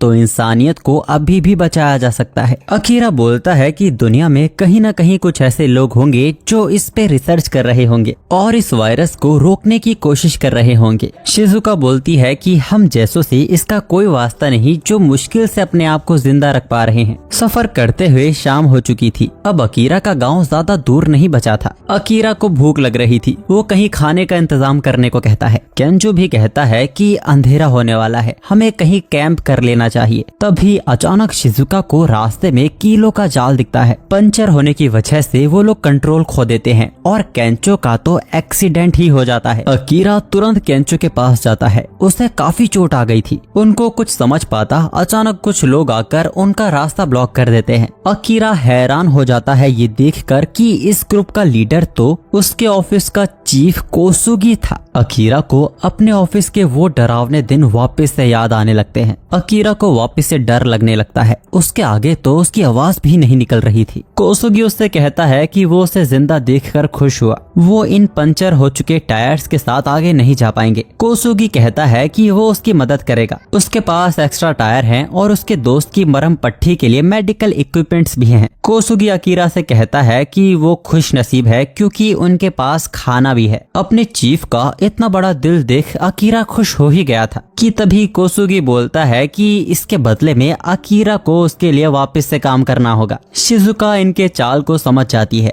ये लोग पहले तो जाल बिछाकर दूसरों की गाड़ी पंचर कर उन्हें घायल कर देते हैं और फिर उनकी मजबूरी का फायदा उठा के उनसे काम करवाते हैं। कोसुगी बोलता है कि भलाई का तो जमाना ही नहीं है। अब इस दुनिया में कोई कायदे कानून नहीं है। हम तो ये ट्रैप्स इसीलिए बिछाते हैं ताकि हम अपने लोगों को लुटेरों और गुंडों से बचा पाएं। कोसुगी बोलता है कि फैसला तुरंत लेना होगा, तुम्हारे पास ज्यादा वक्त नहीं है। अभी जो शोर हुआ इसकी वजह से ज़ॉम्बीज़ इसी तरफ आ रहे थे। वो अकीरा से बोलता है कि उसे बस उसके लिए 2 दिन तक ही काम करना है। अकीरा बहुत ही ज्यादा घबरा रहा था। वो फैसला नहीं कर पा रहा था, पर वो ये भी नहीं चाहता था कि उसके दोस्त को ज़ॉम्बीज़ खा जाए। इसीलिए वो कोसुगी की शर्त को मान लेता है। इसके बाद कोसुगी उन्हें अपने अड्डे पर ले आता है जिसे वो अपनी कंपनी बताता है और यहाँ वो लोगों को आसरा देने के बदले में उनसे मजदूरों की तरह काम करवाता है, जैसे ट्रक से सामान उतारना और बैरिकेड को और मजबूत करना। वो अकीरा से बोलता है कि शुरू में यहाँ सबको दिक्कत होती है, पर अकीरा तो उसके साथ काफी वक्त काम कर चुका है। उसे यकीन है कि अकीरा ये सब काम बहुत जल्दी सीख जाएगा। इधर शिजुका ने केंचो की मरहम पट्टी कर दी थी और अभी उसकी हालत चलने फिरने लायक नहीं है। उसे कुछ वक्त आराम करना होगा। केंचो को गुस्सा आ रहा था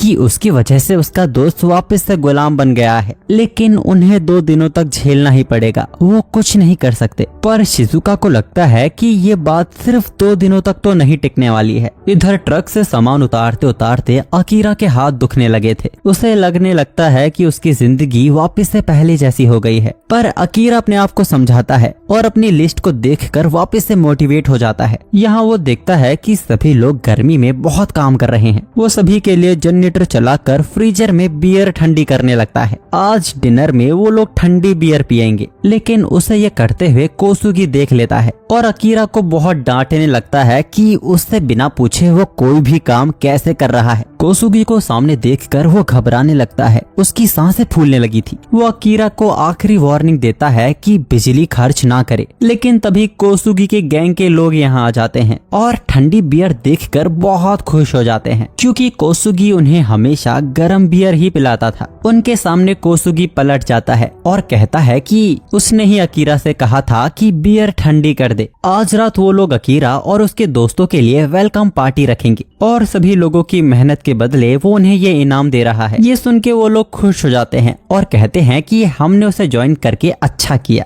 अकीरा देखता है कि ये लोग तो ज़ॉम्बी से भी काम करवा रहे हैं। कोसुगी की नजरों में ज़ॉम्बी सबसे अच्छे गुलाम हैं, जो बिना कुछ सोचे समझे बस काम करते हैं। वो अकीरा से बोलता है कि तुम भी इनसे कुछ अलग नहीं हो, तुम भी एक टूल हो जो दिन रात कंपनी के लिए काम करेगा। कोसुगी अकीरा के कॉन्फिडेंस को पूरी तरह तोड़ देता है। वो बोलता है कि तुम जैसे लोग बस एक काम अच्छे से कर सकते हो, बस मेरा हुक्म मानना। तुम जैसों से बस मजदूरी करवाई जाती है और रात के खाने में सस्ता खाना खाना और गर्म बियर दी जाती है। जिस दिन तुम्हें ठंडी बियर दे दी जाए उस दिन तुम्हारी खुशी का कोई ठिकाना नहीं होता। कोसुगी अकीरा को इस तरह धमकाकर वहाँ से चला जाता है। उसकी बातें सुनने के बाद अकीरा ने अपनी सोचने समझने की काबिलियत को खो दिया था। दूसरी तरफ केंचो बात करता है कि आज अकीरा काफी अलग बर्ताव कर रहा है। वो जानता है कि कोसुगी उसका पुराना बॉस है, पर लेकिन वो डर क्यों रहा है। इधर शिजुका को भी अपने बचपन के कुछ दिन याद आने लगते हैं। वो बोलती है कि जिस चीज का डर तुम्हारे अंदर बैठ जाता है वो हमेशा याद रहता है। दूसरी तरफ अकीरा एक ज़ॉम्बी की तरह मजदूरी किए जा रहा था। अब इसके बाद कहानी पास्ट में जाती है और हमें शिजुका का बचपन देखने को मिलता है। उसे रास्ते में एक लावारिस पपी मिला था जिसे वो अपने घर ले आती है, लेकिन शिजुका के फादर उसे ये पालने से मना कर देते हैं क्योंकि ये कमजोर है और ऐसी नस्ल का कुत्ता पालना भी उनकी शान के खिलाफ है। वो शिजुका को समझाते हैं कि उसे कमजोरों को पीछे छोड़कर आगे बढ़ना होगा, नहीं तो एक दिन उसका हाल भी इसी कुत्ते के जैसा हो जाएगा। अब कहानी वापस से प्रेजेंट में आ जाती है। कोसुगी कहता है कि अकीरा और उसके साथियों के यहाँ आने की हमने पार्टी रखी है। वो सभी को दबा के बियर पीने को कहता है क्योंकि वो लोग कंपनी के लिए बहुत काम करते हैं, पर असल में तो पार्टी कोसुगी के साथियों की हो रही थी और अकीरा और उसके जैसे लोग यहाँ बियर बांट रहे थे। मजदूरी करते करते अकीरा की हालत खराब हो गई थी। वो ठीक से चल भी नहीं पा रहा था और सारी बियर गिरा देता है, जिसकी वजह से उसे बहुत ताने सुनने को भी मिलते हैं। वहाँ कोसुगी बड़ी बड़ी डींगे मार रहा था कि वो एक दिन पूरे जापान पे कंट्रोल करेगा और तभी एक बूढ़ी आंटी उसे बियर देने की कोशिश करती है, जिस पर कोसुगी भड़क जाता है और उस पर चिल्लाने लगता है। वो कहता है कि वो बस सुंदर लड़कियों के हाथों से ही बियर लेता है। जिसके बाद वो शिजुका को बुलाता है उसे बियर पिलाने के लिए। शिजुका ऐसा ही करती है और कोसुगी उसे गलत नजर से देखने लगता है। इसके बाद कोसुगी शिजुका को भी बियर पीने के लिए कहता है। शिजुका कुछ नहीं बोलती और जल्दी जल्दी बियर खत्म करने लगती है। इसके बाद कोसुगी उससे काफी बदतमीजी से बात करने लगता है। जैसे तुमने जार को अपने होठों से लगाया है, मैं चाहता हूँ कि तुम कुछ और भी अपने होठों से लगाओ। शिजुका उसे तब भी कुछ नहीं कहती और उसकी बातों को अनसुना करने लगती है। इसके बाद कोसुगी अकीरा पे चिल्लाकर उसे बियर लाने को कहता है। अकीरा घबराहट में उसे खाली बोतल ही पकड़ा देता है, जिसके बाद वो उस पे इतना गुस्सा हो जाता है कि अकीरा पे चिल्लाने लगता है और अकीरा उससे बार बार माफी मांगे जा रहा था। शिजुका मन में बोलती है कि जब वो छोटी थी उसे तब से ही ऑर्डर दिए जा रहे हैं। जब उसने बोलना और चलना भी नहीं सीखा था तब से उसके फादर उसे ऑर्डर्स देते आ रहे हैं। उसके फादर ने जवानी में ही एक बहुत बड़ा एम्पायर खड़ा कर दिया था। बहुत से बड़े बड़े बिजनेसमैन भी उनसे डरते थे और वो अपनी बेटी शिजुका से भी ऐसा ही परफेक्शन चाहते थे। हमें पता चलता है कि शिजुका अपने फादर से छुपाकर उस पपी को पालने लगी थी। उसने उसको रू नाम दिया था, लेकिन वो खाना नहीं खा रहा था। जिसके बाद वो एनिमल्स पर बहुत किताबें पढ़ती है और उसका बहुत ख्याल रखती है। जिसके बाद वो ठीक हो जाता है। उसको बिल्कुल ठीक देख शिजुका भी बहुत खुश हो जाती है। इसके बाद शिजुका अपने फादर को बताती है कि वो डॉक्टर बनना चाहती है। इसके लिए उसके फादर साफ मना कर देते हैं क्योंकि उन पे केस होने का डर होता है और उनकी ज्यादा कमाई भी नहीं होती और शिजुका ऐसा कोई भी काम नहीं करेगी जिसमें उसे किसी और के लिए काम करना हो। वो शिजुका की कोई बात नहीं सुनता और वो ये भी बताता है कि जो शिजुका ने कुत्ता छिपा के रखा हुआ था उसने ह्यूमन सोसाइटी को बुलवाकर उसे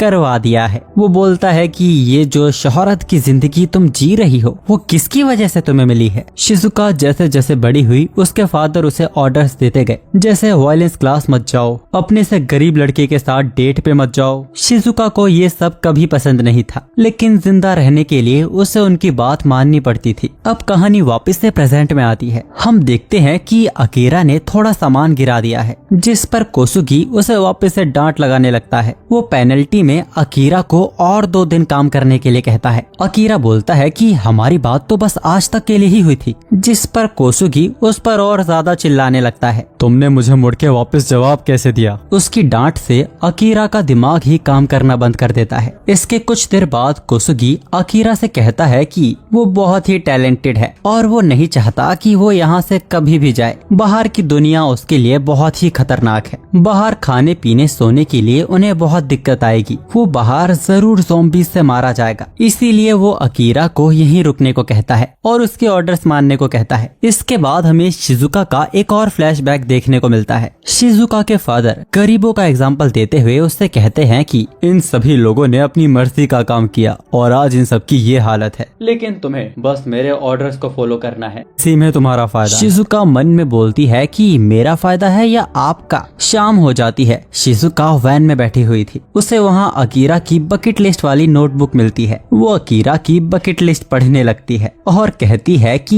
ये कितना अजीब लड़का है। जिसके बाद वो भी उस नोटबुक में कुछ लिख देती है। अगले दिन सुबह सुबह कोसुगी के आदमी सुपरमार्केट खाना लेने आए थे, लेकिन गलती से एक ज़ॉम्बी भी उस ट्रक में आ जाता है। अब क्योंकि उन लोगों के 2 दिन पूरे हो चुके हैं, इसीलिए शिजुका उनसे कहती है कि अब वो लोग यहाँ से जा रहे हैं। लेकिन तभी अकीरा शिजुका और केंचो से कहता है कि और वो यहीं रुककर कोसुगी के लिए काम करना चाहता है। वो बोलता है कि बाहर बहुत खतरा है, उसके जैसा लूजर बाहर सरवाइव नहीं कर पाएगा। केंचो उसे समझाने की कोशिश करता है कि तुम्हें क्या हो गया है। कोसुगी भी बोलता है कि तुम खुद देख सकते हो, अकीरा यहाँ काम करना चाहता है। शिजुका बोलती है कि अगर ऐसा है तो हम जा रहे हैं और वो केंचो को यहाँ से चलने के लिए कहती है। केंचो शिजुका को भी रोकने की कोशिश करता है। अकीरा बोलता है कि चीफ ने उन पे बहुत एहसान किए हैं, उन्हें चुकाने के लिए उसे यहाँ काम करना होगा। अब ये सुन शिजुका गुस्सा हो जाती है और बोलती है कि मेरा इन सब से कोई मतलब नहीं, लेकिन मुझे लग रहा है कि अब हमारी मुलाकात फिर से नहीं होगी। इसीलिए वो केंचो को एक आखिरी बात बताती है। उसका चीफ बस उसे बुरा फील करवा के अपना फायदा निकलवाना चाहता है, जिसके लिए वो उसकी आजादी, उसके सपने, उसकी सेल्फ रिस्पेक्ट सब छीन लेगा। वो खुद को ताकतवर दिखाने के लिए दूसरों को नीचा दिखाना जानता है। अब तक वो भी अकीरा जैसी थी, वो भी दूसरों के रूल्स और ऑर्डर्स को फॉलो करती थी, लेकिन अब उसकी आंखें खुल गई हैं और अब वो किसी का बस अपने ऊपर नहीं चलने देगी। वो बोलती है कि भले ही बाहर खतरा है, लेकिन अभी वो इस कमीने से दूर जाना चाहती है और वो बिल्कुल ऐसा ही करने वाली है। शिजुका की ये सब बातें उसके आदमी भी सुन रहे थे। शिजुका अकीरा को उसकी डायरी देते हुए पूछती है कि वो सच में क्या करना चाहता है। अकीरा उस डायरी में देखता है कि शिजुका ने एक और लाइन लिखी है कि अपने बॉस को बताना कि वो कितना बड़ा हरामी है। कोसुगी उस डायरी को छीनकर उस पे लात मारने वाला था। अकीरा को वो सब पल याद आने लगते हैं जो उसने पेंडेमिक आने के बाद जिए हैं। अकीरा कोसुगी को अपनी बकेट लिस्ट पर लात मारने नहीं देता और बिना डरे कोसुगी से कहता है कि उसे यहाँ से जाना है और इसके बाद वो उसकी भद्दी सी शक्ल फिर कभी नहीं देखना चाहता। कोसुगी गुस्से में कहता है कि यहाँ से बाहर कदम रखते ही तुम लोग ज़ॉम्बी के शिकार बन जाओगे। अकीरा इस पर कहता है कि ज़ॉम्बी की तरह काम करने से तो बेहतर है। तभी उनका वो सप्लाई ट्रक भी वहाँ आ जाता है। उसका दरवाजा खुलते ही वो ज़ॉम्बी हमला कर देता है। ज़ॉम्बी को यहाँ देख सभी में हड़बड़ मच जाती है। कोसुगी उन्हें शांत होने को कहता है, बस एक ही तो ज़ॉम्बी है। लेकिन उसी ट्रक का ड्राइवर बहुत ही ज्यादा पैनिक करने लगता है और वो दूसरे ट्रक से ठोकर मार देता है जिससे ज़ॉम्बीज बंधे हुए थे। सभी ज़ॉम्बीज आजाद हो गए थे। उन्होंने लोगों को खाना शुरू कर दिया था। अपनी जान बचाने के लिए अकीरा और उसके दोस्त ट्रक पर चढ़ जाते हैं, लेकिन वो दूसरों को नहीं बचा पा रहे थे। अकीरा देखता है कि कोसुगी के पीछे भी ज़ॉम्बीज पड़े हुए हैं। अकीरा उस खाने के ट्रक को देखता है जिसपे वो खड़ा था। उसे एक आइडिया आता है और वो डिलीवरी टीम से हेल्प मांगता है। इधर मोटू भागते भागते थक कर गिर जाता है। वो ज़ॉम्बीज का आज का मील बनने ही वाला था कि तभी अकीरा ज़ॉम्बीज के सामने फूड ट्रक लाके उसे बचा लेता है और उसे भी ट्रक की छत पर लाकर उसे बचा लेता है। केंचो हैरान था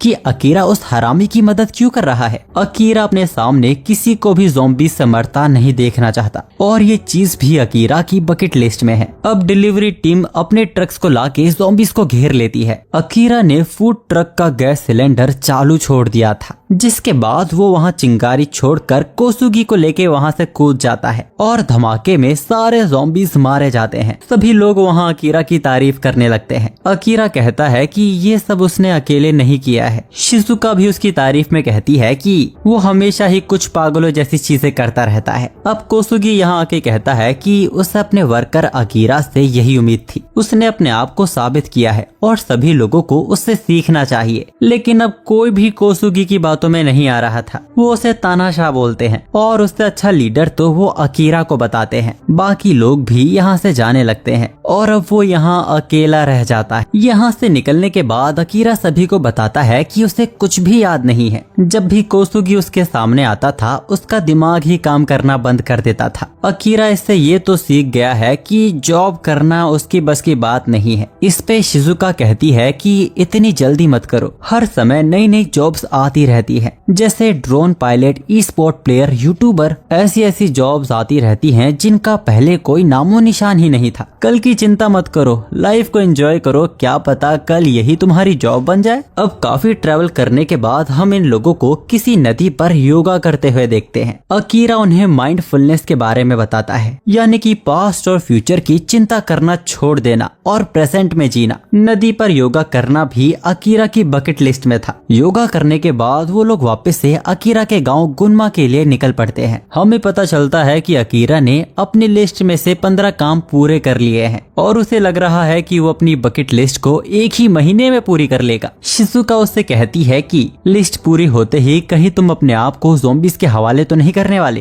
केंचो अकीरा से पूछता है कि उसका घर और कितनी दूर है। अकीरा बताता है कि वो लोग 1 घंटे में उसके गांव पहुंच जाएंगे। शिजुका को थोड़ी चिंता हो रही थी कि कहीं उन्हें रास्ते में कोई और मुसीबत ना मिल जाए। वो लोग उसकी बातों पर हंसने लगते हैं। तभी अचानक उन लोगों को रुकना पड़ जाता है। उनके सामने एक ट्रक था जिनको ज़ॉम्बीज़ ने घेरा हुआ था। शायद इसके अंदर कोई सर्वाइवर है। अकीरा वापस से अपना सुपर हीरो सूट पहनने लगता है। It's hero time. अकीरा बाहर निकल के हीरो वाले डायलॉग्स मार ही रहा था। तभी अचानक उस वैन के अंदर से एक योद्धा बाहर निकलता है और अपने हथियार और तीरों से ज़ॉम्बीज़ को मारने लगता है। उसने अपना गेटअप भी एंशिएंट सैमुराई जैसा बनाया हुआ था। वो लोग तो ये सब देख हैरान ही रह जाते हैं। अकीरा तो उस योद्धा से इम्प्रेस हो गया था। इसके बाद इन लोगों को पता चलता है कि इस आर्मर के पीछे तो एक लड़की है, वो भी एक फॉरेनर जिसका नाम बीट्रिक्स है। असल में ये लड़की जर्मनी से जापान आई है क्योंकि उसे जापान का कल्चर बहुत ही ज्यादा पसंद है। साथ ही वो जापान को निप्पॉन कह के बुलाती है, जो कि जापान का लोकल नेम है। जैसे हम लोग यहाँ अपने इंडिया को भारत भी कहते हैं। वो जापान की इतनी बड़ी फैन है कि उसने सैमुराई आर्मर भी पहना हुआ है, जो कि ज़ॉम्बीज़ से बचने के लिए एक काफी अच्छा ऑप्शन है। अकीरा ट्रक में मछलियों का बहुत ही बड़ा स्टॉक देखता है। बीट्रिक्स असल में इन मछलियों की डिलीवरी करने ही जा रही थी, लेकिन अब उसका ट्रक खराब हो गया है। बीट्रिक्स उन्हें बहादुर सैमुराई बोलती है और उन लोगों से मदद मांगती है। उसे ये मछलियाँ ताकासाकी डिलीवर करनी है और ये काम बहुत ही इम्पोर्टेंट है। ताकासाकी में रुका तो जा सकता है, लेकिन शहर जाना खतरनाक है। शिजुका और केंचो इसी पर बात कर ही रहे थे। ये डिलीवरी शायद सर्वाइवर्स के लिए भी हो सकती है। अकीरा उस लड़की से पूछता है कि आखिर ये डिलीवरी इतनी जरूरी क्यों है। बीट्रिक्स बचपन से जापान का कल्चर टीवी में देखती आई है। यहाँ आना उसका सपना था, इसके लिए उसने कई सारी जॉब करके बहुत पैसे जमा किए और यहाँ आ गई। लेकिन जिस दिन वो यहाँ आई, ज़ॉम्बी पैंडेमिक शुरू हो चुका था। जिन खूबसूरत चीजों के वो सपने देखा करती थी वो खत्म हो चुका था। लेकिन फिर भी बीट्रिक्स ने हार नहीं मानी और उसे आखिर एक सुशी शेफ के बारे में पता चल गया, जो अभी तक इस पैंडेमिक में जिंदा है। उस शेफ ने बीट्रिक्स से वादा किया है, अगर वो उस तक मछलियाँ डिलीवर कर दे तो वो उसे बढ़िया बढ़िया सुशी बना के खिलाएगा। केंचो और शिजुका ये सुन हैरान हो जाते हैं कि ये बस सुशी खाने के लिए इतना खतरा उठा रही है। लेकिन अकीरा जापान के लिए इतना प्यार देख उससे इम्प्रेस हो जाता है और वो इन मछलियों को पहुंचाने में उसकी मदद जरूर करेगा। हमें पता चलता है कि सुशी खाना तो अकीरा की बकेट लिस्ट में भी है। अब ये लोग बीट्रिक्स और उसकी फिश को लेकर शहर में आ जाते हैं। बीट्रिक्स उन्हें रेस्टोरेंट का एड्रेस बताती है और अकीरा को यकीन था कि वो लोग बहुत ही फेमस सुशी वाले के पास जा रहे हैं।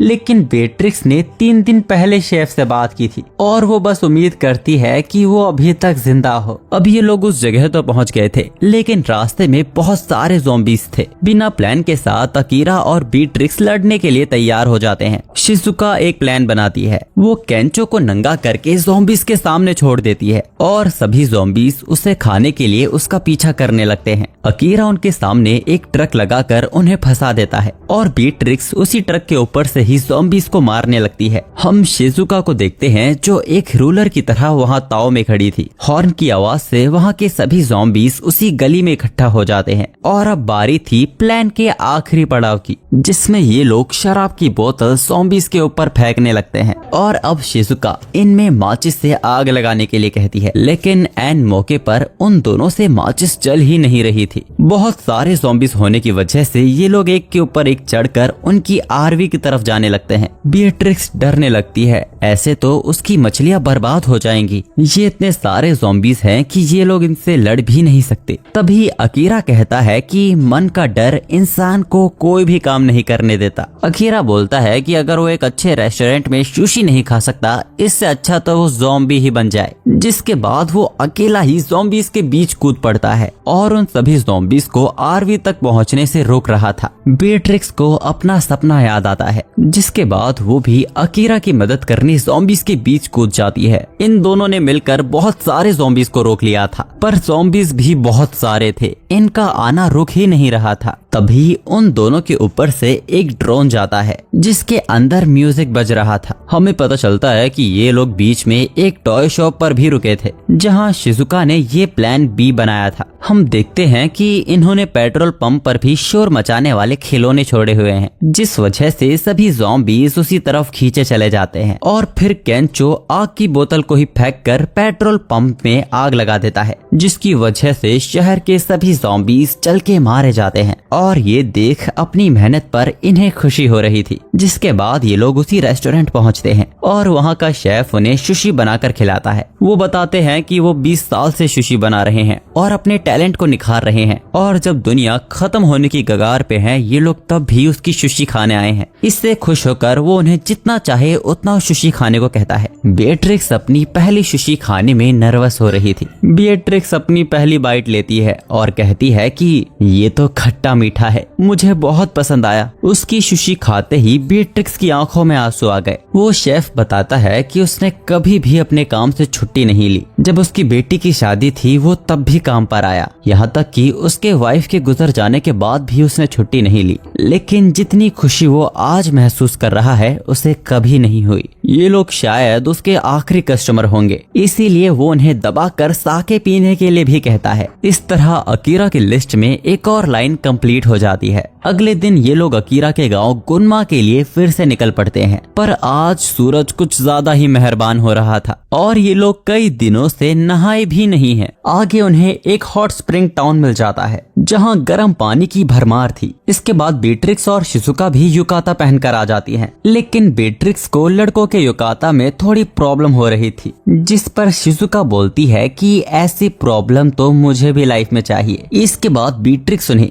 जैपनीज ट्रेडिशन के हॉट स्प्रिंग का ज्ञान बांटने लगती है। ये बिल्कुल ही ताज़ा पानी होता है जो आसपास के नेचुरल हॉट स्प्रिंग से आता है। यहाँ तक कि ये लोग भी अपने जापान के बारे में इतना नहीं जानते थे जितना बीट्रिक्स ने इन्हें बता दिया। वो बताती है कि प्यार के अलावा यहाँ हर एक रोग ठीक हो जाता है, जिस पर केंचो बीट्रिक्स पे लाइन मारने लगता है। अकीरा भी सोचता है और फिर शिजुका से बोलता है कि अगर हालात ठीक होते तो ये जगह डेटिंग के लिए कितनी अच्छी होती। पर शिजुका को तो डेटिंग वक्त और पैसों की बर्बादी लगती है, जो कि सिर्फ थोड़े वक्त की ही खुशी देता है। 20-22 की उम्र में लोगों को स्किल्स और नॉलेज लेनी चाहिए। अकीरा को शिजुका से ऐसे ही किसी आंसर की उम्मीद थी, लेकिन उसका सोचना बिल्कुल ही अलग है। अगर वो अपने पसंदीदा इंसान के साथ रहेगा तो जीने का मजा और भी बढ़ जाएगा और उसके लिए वो मेहनत भी करेगा। शिजुका को अकीरा की बातें बकवास लगती हैं। प्यार एक सौदा है जिसमें जरूरी नहीं जिसे तुम प्यार करो वो भी तुम्हें प्यार करे। प्यार बस वक्त की बर्बादी है। अब अकीरा इस पर कुछ भी नहीं कहता। इसके बाद ये लोग हॉट स्प्रिंग देखकर उसमें कूद जाते हैं। उनको देखकर शिजुका भी मजे लेने का फैसला करती है, पर फिर बीट्रिक्स बताती है कि लड़कियों के बाथ हाउस में तो गर्म पानी आ ही नहीं रहा है। अब ये सुनते ही दोनों हरामखोर जेंटलमैन बन जाते हैं और बोलते हैं कि संकट की घड़ी है, फैसला लेना होगा। शर्माने वाली कोई बात नहीं है, हम तुम्हारे साथ अपना बाथ हाउस शेयर करने के लिए तैयार हैं। और शिजुका अजीब सा मुंह बनाते हुए उन्हें मना कर देती है, पर फिर बेट्रिक्स शिजुका को भी कल्चर का ज्ञान देने लगती है कि पुराने जापान में क्या हुआ करता था और इसमें शर्माने वाली कोई बात नहीं है। जिसके बाद वो तैयार हो जाती है उन लोगों के साथ नहाने के लिए। अकीरा और केंचो की खुशी का ठिकाना नहीं था, पर तभी उस बाथ हाउस से एक ज़ॉम्बी बाहर निकलता है, जिसके बाद वहाँ कई सारे ज़ॉम्बीज निकलने लगते हैं। अब नहाना तो दूर, इन लोगों को यहाँ से भागना पड़ जाता है। ये लोग एक चट्टान पर चढ़ जाते हैं। उनकी आरवी ज़ॉम्बी से घिर चुकी थी, इसीलिए उन्हें उनके जाने तक का वेट करना होगा। वो लोग रोने लगते हैं कि वो तो हॉट स्प्रिंग का मजा ही नहीं ले पाए। बीट्रिक्स बोलती है कि कम से कम तुम पानी में उतर तो पाए थे, और ऐसे ही रोते रोते वो लोग वहीं सो जाते हैं। आधी रात अकीरा को प्यास लगती है और उसकी नींद खुल जाती है। हम देखते हैं कि यहाँ उनके साथ शिजुका नहीं थी। अकीरा नींद में ही जंगल में चला जाता है और उसे जंगल के बीचों बीच एक नेचुरल हॉट स्प्रिंग देखने को मिलता है। अकीरा खुश हो जाता है और उस हॉट स्प्रिंग में तैरने लगता है। तैरते हुए वो किसी से टकरा जाता है और वो और कोई नहीं शिजुका होती है। अकीरा उससे माफी मांगता है, उसे सच में नहीं पता था कि वो यहाँ पर है। शिजुका कहती है कि जो भी है जल्दी यहाँ से बाहर निकलो, पर अकीरा कहता है कि ये तो गलत बात है, उसे भी तो हॉट स्प्रिंग में नहाने का मन कर रहा है। अगर वो हॉट स्प्रिंग में नहा नहीं सकता तो इससे अच्छा तो ज़ॉम्बीज उसे खा जाएं। शिजुका हैरान हो जाती है कि इसके दिमाग में तो बस हॉट स्प्रिंग चल रहा है, और वो उसे चट्टान के दूसरी तरफ नहाने के लिए कहती है। अगर उसने बिल्कुल भी तांग झांक की तो वो उसे मार देगी। अब शिजुका उससे माफी भी मांगती है प्यार के बारे में वो सब कहने के लिए। असल में बचपन से ही उसे कंट्रोल किया गया है, हमेशा उसकी सोच को गलत बताया गया है, और इसीलिए वो दूसरों को गलत और अपने आप को सही दिखाने की कोशिश करती रहती है। लेकिन अकीरा ऐसा कुछ भी नहीं सोचता, वो बस वो कहता है जो उसके मन में होता है, और इसीलिए उसे अकीरा से थोड़ी जलन हो गई थी। शिजुका बताती है कि वो प्यार के मामले में नूब है, उसे दिल के टूटने का डर होता है, इसीलिए उसने कहा था कि प्यार से ज्यादा काम इम्पोर्टेंट होता है। अकीरा उससे कहता है कि वैसे तुम अभी काफी खुल के बात कर रही हो, जिस पर शिजुका बोलती है कि वो भी किसी ऐसे से ही प्यार करना चाहती है जिसके साथ वो ऐसे ही खुल के बात कर सके। अब अचानक ही दोनों को रियलाइज होता है। अकीरा का दिल धक धक करने लगता है। शिजुका शर्माते हुए समझाने लगती है कि तुम गलत समझ रहे हो, और तभी बेट्रिक्स और केंचो भी वहाँ आ जाते हैं। केंचो को उन पे गुस्सा आ रहा था। वो बोलता है कि वो कबाब में हड्डी तो नहीं बनना चाहता, लेकिन ये तुम गलत कर रहे हो। जिसके बाद वो दोनों भी हॉट स्प्रिंग में कूद जाते हैं, और ऐसे ही अकीरा की एक और लिस्ट में से एक और विश पूरी हो जाती है। अब हम अकीरा और उसके फादर की एक छोटी सी बैक स्टोरी देखते हैं। अकीरा के फादर ने कभी उसे शहर जाके पढ़ने या जॉब करने से मना नहीं किया। वो चाहते थे कि अकीरा जितना बड़ा हो सके उतना बड़ा सपना देखे, क्योंकि बिना सपनों के तो इंसान एक मुर्दा होता है। अकीरा मन में सोचा करता था कि सपनों के बारे में आपको क्या पता, आप तो बस गांव के एक छोटे से किसान हो। अब कहानी वापस से प्रेजेंट में आती है।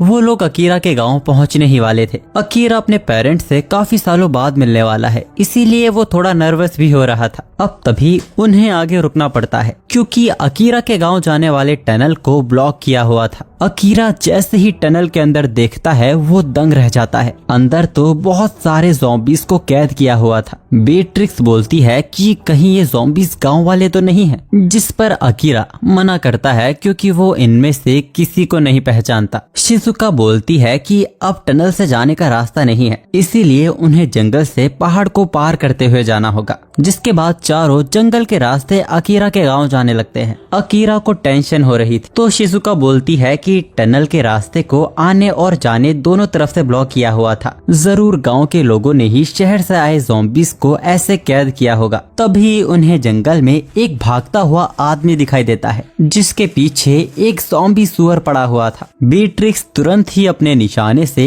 उस सुअर को मार देती है। ये आदमी अपना नाम कुमानो बताता है। शहर ज़ॉम्बीज से भर गए हैं, इसीलिए कुमानो ने जंगल को ही अपना अड्डा बना लिया है। ये लोग सोचने लगते हैं कि आखिर कुमानो जंगल में कैसे रहता होगा, और तभी वो लोग कुमानो का ट्री हाउस देखते हैं जो वो बना रहा है। अब केंचो और शिजुका को टेंशन होने लगती है, क्योंकि अकीरा की लिस्ट में एक ट्री हाउस को भी बनाना लिखा हुआ था। अकीरा उसके पास जाकर कहता है कि हालात रातों का कुछ पता नहीं है, क्या पता कब दूसरा ज़ॉम्बी सुअर हमला कर दे। इसीलिए अकीरा भी उसकी ट्री हाउस बनाने में मदद करना चाहता है। शिजुका उसे ताना मारते हुए कहती है कि क्या तुम्हें अपने पेरेंट्स की चिंता नहीं हो रही, जिस पर अकीरा उसे कहता है कि हम इन्हें खतरे में छोड़कर नहीं जा सकते। जिसके बाद वो उन्हें ट्री हाउस के भी फायदे बताने लगता है और उन्हें जिंदगी में एक बार तो ट्री हाउस बनाना ही चाहिए। आखिर में वो लोग अकीरा की बात मान लेते हैं। शिजुका और बीट्रिक्स तो साइड में बैठकर आराम करने लगती है और कुमानो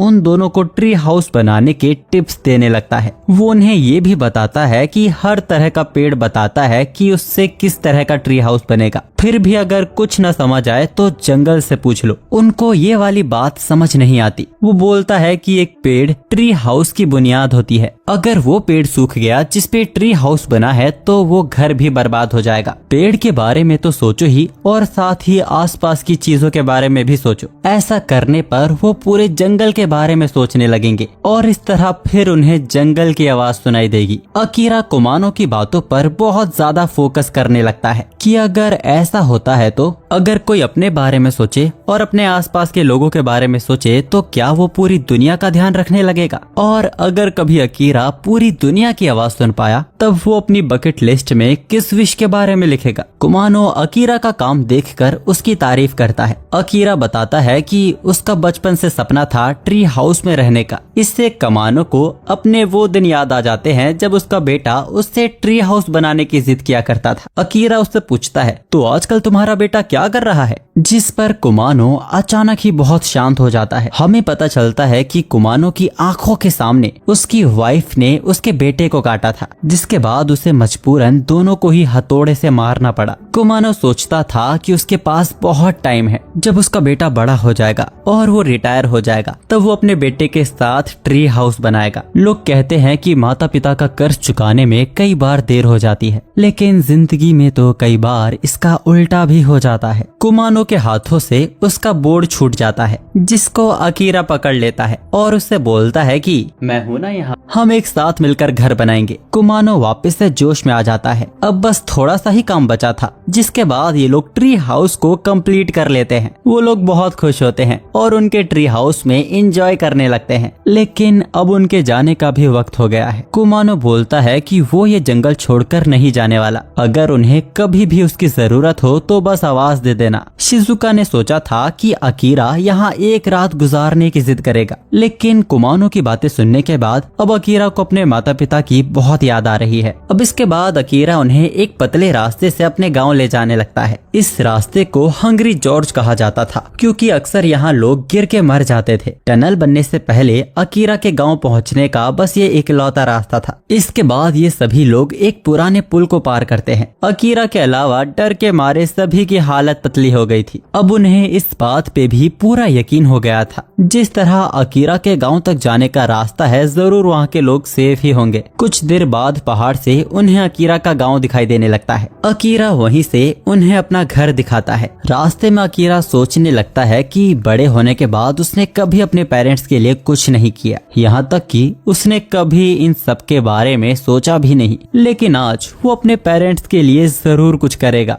पर लेकिन गांव के अंदर घुसते ही वो लोग देखते हैं कि गांव तो पूरा खाली है। अकीरा को बहुत टेंशन होने लगती है और वो भागकर अपने घर की तरफ जाने लगता है। घर का दरवाजा खोलते ही वो 4 बूढ़ों को पीकर नाचते हुए देखता है और सारे गांव के लोग भी उसके घर में ही बैठे हुए थे। वो बूढ़े अकीरा को पहचान लेते हैं। अपने माता पिता को सलामत देख अकीरा बहुत ही सैंटी हो जाता है और उसके दिल में जो भी था, जो वो कब से कहना चाहता था, वो अपने पेरेंट्स से कह देता है। वो उनका शुक्रिया करता है दिन रात मेहनत करके उसे इतना काबिल बनाने के लिए। उन्होंने एक एक पैसा जमा किया ताकि उसकी पढ़ाई पूरी हो सके। लेकिन अकीरा एक अच्छा बेटा नहीं है। उसने कभी उनके लिए कुछ नहीं किया। उसने उन्हें हमेशा परेशान किया। वो बहाने बनाता था ताकि उसे अपने गांव वापस ना आना पड़े। लेकिन आज वो अपने माता पिता से इन सभी के लिए माफी मांगता है। ये बात सुन अकीरा के फादर तेंदो उसके पास आते हैं और उसके मुंह पर एक जोर का मुक्का मारते हैं और बोलते हैं कि बाहर के हालात तुमने देखे हैं कैसे हैं और तुम यहाँ इतनी दूर बस ये बातें करने आए हो। तेंदो अकीरा के दोस्तों से कहता है, तुम सभी लोग खतरनाक रास्ते से आए हो ना, सफर में थक गए होंगे, यहाँ बहुत सारे कमरे हैं, जाके आराम कर लो। अकीरा के फादर का ऑरा देख उसके दोस्त इम्प्रेस हो जाते हैं। बाकी बूढ़े भी अपने खेतों में काम करने चले जाते हैं। अकीरा की माँ सभी के लिए बहुत बढ़िया खाना बनाती है और ये सारी सब्जियां उनके ही खेतों की थी। सबको उनके हाथों का खाना बहुत पसंद आता है। शिजुका उनसे पूछती है कि वो लोग पेंडेमिक में कैसे रह रहे हैं। अकीरा की माँ बताती है कि उनका गांव पहाड़ों के बीच बहुत अंदर है, इसीलिए गांव के लोग ज्यादा शहर भी नहीं जाते थे और सर्दियों में तो यहाँ के सारे रास्ते ब्लॉक हो जाते हैं। वो लोग यहाँ खेती और शिकार करके आराम से रहते हैं। पेंडेमिक का इनके गांव के ऊपर कोई असर नहीं हुआ है। अब भी ट्रिक्स टनल में फंसे ज़ॉम्बीज़ के बारे में पूछती है। असल में शहर के कई लोग यहाँ जान बचाकर आए थे, लेकिन उनमें से कुछ इन्फेक्टेड भी निकले, जिस वजह से ज़ॉम्बी वायरस उन सभी में फैल गया था। टनल को सील करने के अलावा गांव वालों के पास कोई और चारा नहीं था, लेकिन उनमें कुछ शहर के लोग बच गए थे और क्योंकि गांव में ज्यादा लोग नहीं रहते और यहाँ कई घर भी खाली हैं, इसीलिए उन्होंने वो घर उन शहरी लोगों को दे दिया। अकीरा को याद आता है कि वो यहाँ अपने माता पिता का कर्ज चुकाने आया है और उसे एक अच्छा बेटा बन के दिखाना है। अकीरा के दोस्त उसका गांव देखने चले जाते हैं और उनको अकीरा का गांव बहुत पसंद आता है। वहाँ अकीरा अपनी माँ को बर्तन मांजने से मना करता है, ये काम वो कर देगा और अपनी माँ के कंधे दबाने लगता है। अकीरा की माँ उसको थैंक्स बोलती है उसकी मदद करने के लिए, लेकिन सफर करके वो आया है, उसे आराम करना चाहिए। जिसके बाद उसकी माँ वापस अपने काम करने लगती है। अब अकीरा के फादर वहाँ आते हैं और उसे अपने साथ खेतों में ले जाते हैं। अकीरा काम करते हुए अपने फादर से पूछता है कि वो कैसे हैं, क्या उनकी कमर में आज भी दर्द रहता है। वो बोलता है कि खेतों का काम ही ऐसा होता है, खेतों का काम बहुत ही मेहनत भरा होता है, लेकिन अब वो यहाँ आ गया है, वो उनकी हर एक काम में मदद करेगा। अकीरा के फादर कहते हैं कि गाँव के लोगों को एक दूसरे की मदद करनी ही चाहिए और ये बात गाँव के सभी लोग जानते हैं। यहाँ आके अकीरा ने पूरा जोर लगा लिया, लेकिन वो अपने माता पिता को प्राउड फील नहीं करवा पा रहा है। उसे समझ नहीं आ रहा था कि वो उनके एहसानों को कैसे चुकाए। दूसरी तरफ हम अकीरा के फादर तेंदो को देखते हैं, जिनको शायद खून की उल्टी हुई है। वो बोलते हैं कि मेरे पास ज्यादा वक्त नहीं बचा है। तभी अकीरा वहाँ आ जाता है और तेंदो अपने हाथ को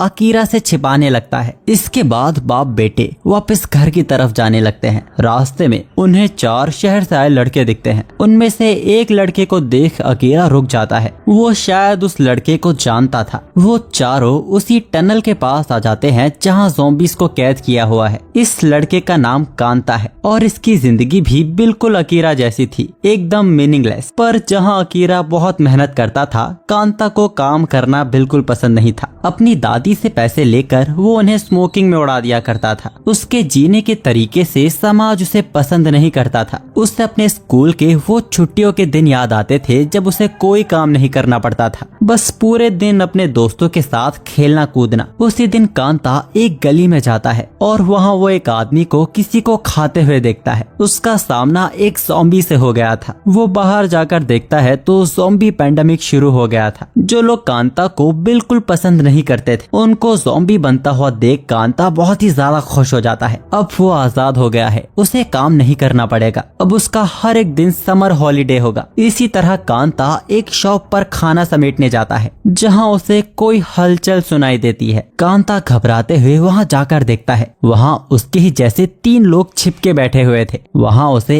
एक नोटबुक भी पड़ी हुई दिखती है। उस नोटबुक को उठाते हुए वो उनसे पूछता है कि क्या तुम लोग कुछ मजे करना चाहते हो। जिसके बाद कांता उस नोटबुक में अपनी वो चीजें लिखने लगते हैं जो वो ज़ॉम्बी बनने से पहले करना चाहते हैं। पर ये 100 बकेट लिस्ट अकीरा की बकेट लिस्ट से बिल्कुल ही उल्टी थी। इसमें कुछ ऐसी चीजें लिखी हुई थी जैसे असली गन चलाना, डायनामाइट से कुछ उड़ाना और कुछ घिनौनी चीजें भी। यहाँ वो लोग बैठे हुए हैं जिन्हें समाज ने पसंद नहीं किया है और अब कांता कहता है कि अब हमारी बारी है अगले दिन अकीरा शहर से आए लोगों से मिलता है, जिनमें से एक हेयर स्टाइलिस्ट भी थी और वो अकीरा के बालों में एक्स्ट्रा बाल लगा के उसे एक नया हेयर स्टाइल दे देती है और अकीरा की लिस्ट में एक और विश पूरी हो जाती है। अब जिस लड़की के होठों के नीचे तिल था वो एक कॉलेज में प्रोफेसर है और दूसरी लड़की मेकअप आर्टिस्ट है और उसने फिल्मों में भी काम किया है। उसने उस मूवी में भी काम किया है जिसको अकीरा कहानी की शुरुआत में देख रहा था। वो बताती है कि वो लोग इस मूवी के सीक्वल पे काम कर रहे थे और तभी ये पैंडेमिक शुरू हो गया। सेट पर असली ज़ॉम्बी कब आ गया इन लोगों को पता ही नहीं चला।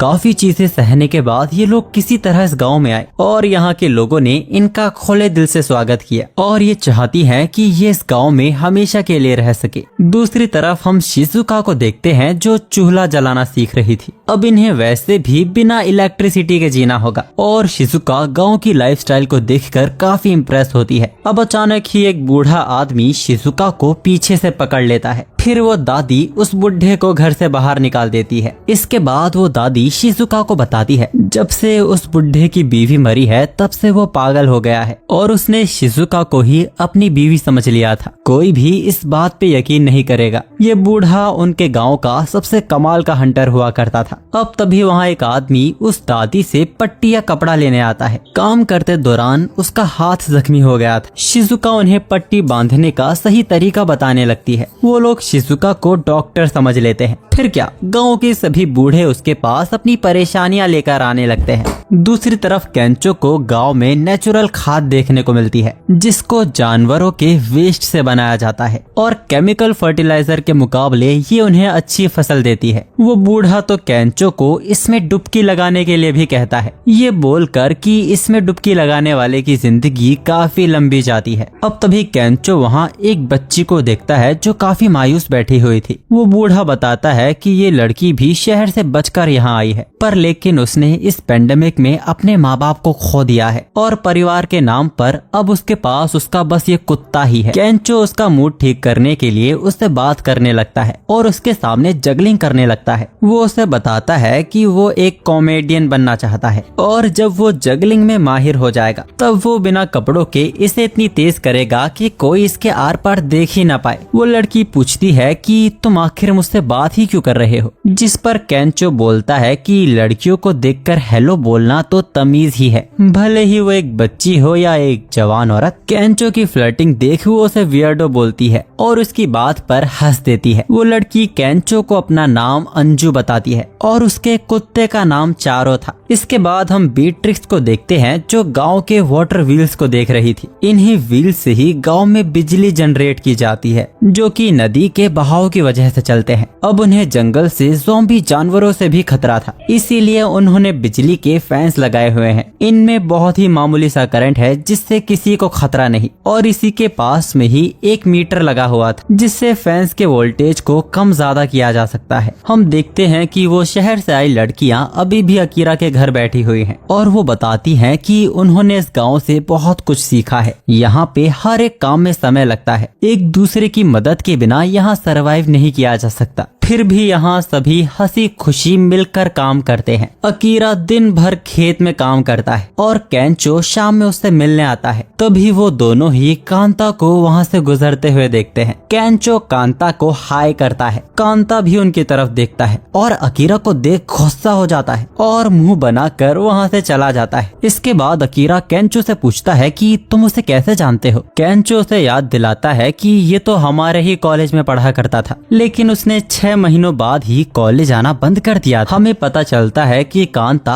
अकीरा से नफरत करता है क्योंकि वो पूरे टाइम कॉलेज में मस्ती किया करता था। रात में अकीरा अपने पिता के साथ ड्रिंक पीने के बहाने बैठता है और वो वहाँ नोटिस करता है कि उसके पिता काफी कमजोर हो गए हैं, उनका शरीर पहले से पतला हो गया है। अकीरा अपने पिता को बताता है कि जब वो छोटा था तो शहर के सपने देखा करता था, लेकिन यहाँ गाँव वापस आने के बाद उसे गाँव की जिंदगी भी बुरी नहीं लग रही है। अकीरा अपने अपने पिता से कहना चाहता था कि वो उनकी मदद के लिए यहाँ रुकने की सोच रहा है, लेकिन उसकी बात बीच में से ही काटते हुए तेंदो बोलते हैं, हर किसी को अपने सपने का पीछा करना चाहिए। इंसान को जितना बड़ा हो सके उतना बड़ा सपना देखना चाहिए। लेकिन अकीरा ने तो सोचा था कि वो अपने पेरेंट्स का कर्ज चुकाएगा। अब अकीरा अपने पिता से पूछता है कि वो बचपन में क्या बनना चाहते थे। तेंदो आसमान में देखते हुए बोलते हैं कि उनकी ये दुनिया बहुत ही छोटी है और वो इस दुनिया को अंतरिक्ष से देखना चाहते थे। तेंदो का सपना एक एस्ट्रोनॉट बनने का था। तेंदो हमेशा से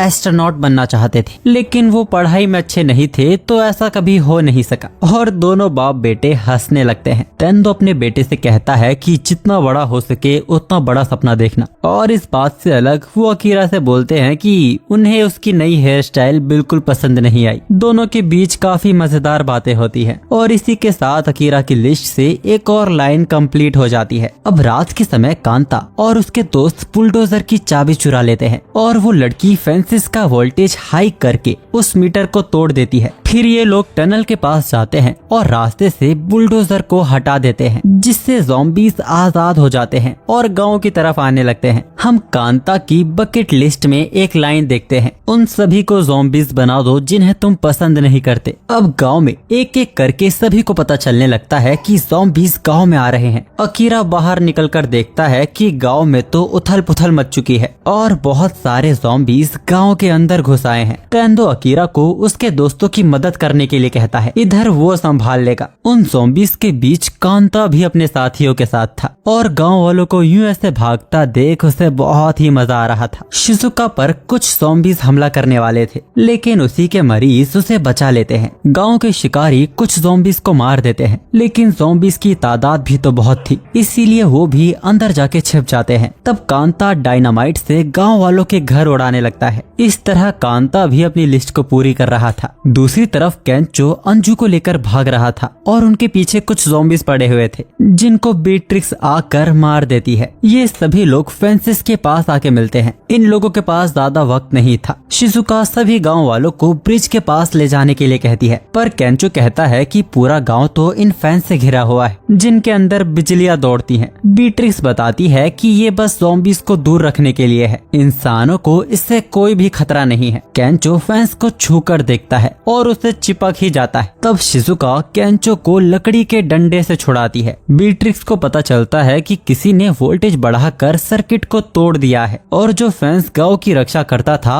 अब वो उनके लिए ही मुसीबत बन गया है। अब तभी कांता बुलडोजर लेकर उनके पास आ जाता है। केंचो समझ जाता है कि इन सबके पीछे इन लोगों का ही हाथ है। अकीरा उनसे पूछता है कि तुम लोगों ने ऐसा क्यों किया। कांता बोलता है कि एक न एक दिन तो सबको ज़ॉम्बीज बनना है, इसीलिए वो ज़ॉम्बी बनने से पहले अपनी हर एक विश पूरी करना चाहता है। अकीरा देखता है कि कांता ने भी उसकी तरह बकेट लिस्ट बनाई है। कांता बोलता है कि क्या कोइंसिडेंस है। अब कांता की लिस्ट में था कि वो अकीरा को अपनी आंखों के सामने ज़ॉम्बी बनता देखना चाहता है। केंचो गुस्से में उससे पूछता है कि आखिर अकीरा ने तुम्हारा बिगाड़ा ही क्या है। कांता बोलता है कि उसे कॉलेज के पहले दिन से ही अकीरा से नफरत थी। वो जब देखो खुश रहता था, खिलखिलाता रहता था, हर दिन को वो मजे के साथ जिया करता था। वो देख के कांता को उससे जलन होती थी। अब कांता बोलता है कि मैं तुम्हारी ही तरह अपनी लाइफ मजे में उड़ा रहा हूँ, तो इसमें क्या दिक्कत है। अकीरा बोलता है कि सबके पास एक ही जिंदगी होती है, इसीलिए अपनी लाइफ में वो सब करो जो तुम करना चाहते हो, अपनी लाइफ को एंजॉय करो। अकीरा भी अपनी लाइफ को अपनी तरह से जी रहा है, लेकिन उसने कभी भी दूसरों को मुसीबत में नहीं डाला है और अब कांता की वजह से गांव के सभी लोग खतरे में हैं। इसीलिए उन दोनों की बकेट लिस्ट में बहुत ही ज्यादा फर्क है। अकीरा ने अभी तक अपने माता पिता का एहसान नहीं चुकाया है। वो अपनी डायरी में एक और चीज लिख देता है। कांता बोलता है कि चलो देखते हैं अकीरा किसकी लिस्ट पहले पूरी होती है। कांता अकीरा को ज़ॉम्बी बनता हुआ देखना चाहता था और वहीं अकीरा अपने पेरेंट्स को बचाना चाहता था। अब ज़ॉम्बीज इनके काफी करीब आ गए थे, इन्हें तुरंत यहाँ से निकलना होगा। अंजू देखती है कि उसका कुत्ता गायब हो गया है। बीट्रिक्स उस वाटर व्हील को बंद करने चली जाती है जो बिजली जनरेट कर रहा है। अकीरा अपने पेरेंट्स को सेव करने के लिए उनके पास जाता है। शिजुका गांव वालों को इकट्ठा करने जाती है ताकि जब फैंस में से करंट बंद हो तो यहाँ से इवैक्यूएट किया जा सके। केंचो अंजू को भागता हुआ देखता है तो वो उसे सेव करने के लिए उसके पीछे जाने लगता है। केंचो अकीरा से वादा करता है कि वो लोग इस प्रॉब्लम से जिंदा वापस आएंगे। कांता भी अपने दोस्तों को पूरी आजादी दे देता है उन्हें जो भी करना है। अकीरा के पेरेंट्स और वो लड़कियां एक ही जगह छिपे हुए थे और उनके घर को चारों तरफ से ज़ॉम्बीज़ ने घेर लिया था। दूसरी तरफ अंजू को अपना डॉग मुर्गी फार्म में कुछ गलत करते हुए मिल जाता है और तभी केंचो पीछे से आकर अंजू का मुंह बंद कर देता है, वो ज़ॉम्बीज़ की नजर में ना आ जाए। इसीलिए केंचो दरवाजे को भी बंद कर देता है, पर यहाँ भी ज्यादा देर रुकना सेफ नहीं था, इसीलिए वो अंजू को लेकर छत पर आ जाता है। पर तभी वहाँ उन्हीं की से कांता का एक साथी आ जाता है। इसका नाम कुरासोगी है और वो केंचो को नीचे गिराने की कोशिश करता है। दूसरी तरफ बीट्रिक्स उस वाटर व्हील के पास पहुंचने ही वाली थी, पर तभी उसी के सामने तनका की दूसरी साथी तोका आ जाती है। वो बीट्रिक्स पे हमला करके उसके सभी हथियारों को तोड़ देती है। तोका बीट्रिक्स को बताती है कि वो अपने कॉलेज टाइम में नेशनल तलवारबाज रह चुकी है, वो उसका सामना इन पुराने हथियारों से तो बिल्कुल नहीं कर पाएगी। बीट्रिक्स भी उसको जवाब देने के लिए अपनी कटाना बाहर निकाल लेती है। दूसरी तरफ शिजुका सभी गांव वालों को भागने का प्लान बताती है, लेकिन वो बोलते हैं कि अब तो वो ठीक से चल भी नहीं सकते हैं, अब उनकी जिंदगी ज्यादा बची भी नहीं है। वो शिजुका को उनकी परवाह छोड़ अपनी जान बचाने के लिए कहते हैं, पर शिजुका उन्हें यूं हार मानने से मना कर रही थी। अब कुछ ज़ॉम्बीज़ उस झोपड़ी में घुसने की कोशिश कर रहे थे। शिजुका उन्हें आवाज देकर अपने पीछे लगा लेती है। इस बार उसने रिस्क के बारे में बिल्कुल भी नहीं सोचा था। उसको लगता है कि ये उन दोनों गधों के साथ रहने का असर हो रहा है। दूसरी तरफ ज़ॉम्बीज़ अब अकीरा का घर तोड़ने लगते हैं उसके अंदर घुसने के लिए, और तभी अकीरा वहाँ आ जाता है और हल से उन ज़ॉम्बीज़ को दूर करने लगता है। वो अपने माता पिता से बोलता है कि वो आज तक उनके लिए कुछ भी नहीं कर पाया। ज़ॉम्बीज़ को मारते हुए वो कहता है कि वो कभी उनके लिए ज्यादा पैसे नहीं भेज पाया, वो कभी उन्हें बाहर घुमाने भी नहीं लेके गया, यहाँ तक कि वो अब तक एक लड़की भी नहीं ढूंढ पाया है शादी के लिए। वो बोलता है कि वो उन्हें उनके जिंदा रहते उन्हें सारे सुख देना चाहता है और इसके लिए वो अपनी पूरी मेहनत करेगा। अकीरा की बातें सुन के तेंदो अकीरा को अंदर खींच लेते हैं और बोलते हैं कि अगर तुम हमारे एहसान चुकाना चाहते हो तो हम दोनों से पहले मत मरना। जिसके बाद वो दरवाजा बंद करके अकीरा को अपनी माँ का ख्याल रखने को कहते हैं। अब हमें कुरासुगी की बैक स्टोरी दिखाई जाती है। वो बताता है कि वो अपना पूरा समय बार और इंटरनेट कैफेस में ही बिताता था, क्योंकि शादी के बाद उसे जो प्यार मिलना चाहिए था उसे वो अपनी पत्नी से मिला ही नहीं। उसकी अपनी बीवी से हफ्ते में बस एक बार ही बात होती थी और उसमें भी उनके झगड़े होते थे। अब उसके अंदर वो हिम्मत बची ही नहीं थी कि वो अपने रिश्ते को ठीक कर सके, अपने परिवार के लिए उसके अंदर बचा ही नहीं था। इसके बाद वो अपनी बीवी को गालियां देने लगता है। दूसरी तरफ हम शिजुका को देखते हैं जो ज़ॉम्बीज़ से बचते हुए खेतों में छिप गई थी और अतेनबू शिजुका का पीछा करते हुए यहाँ तक आ जाता है। उसे अपनी विश को पूरी करना था, जो कि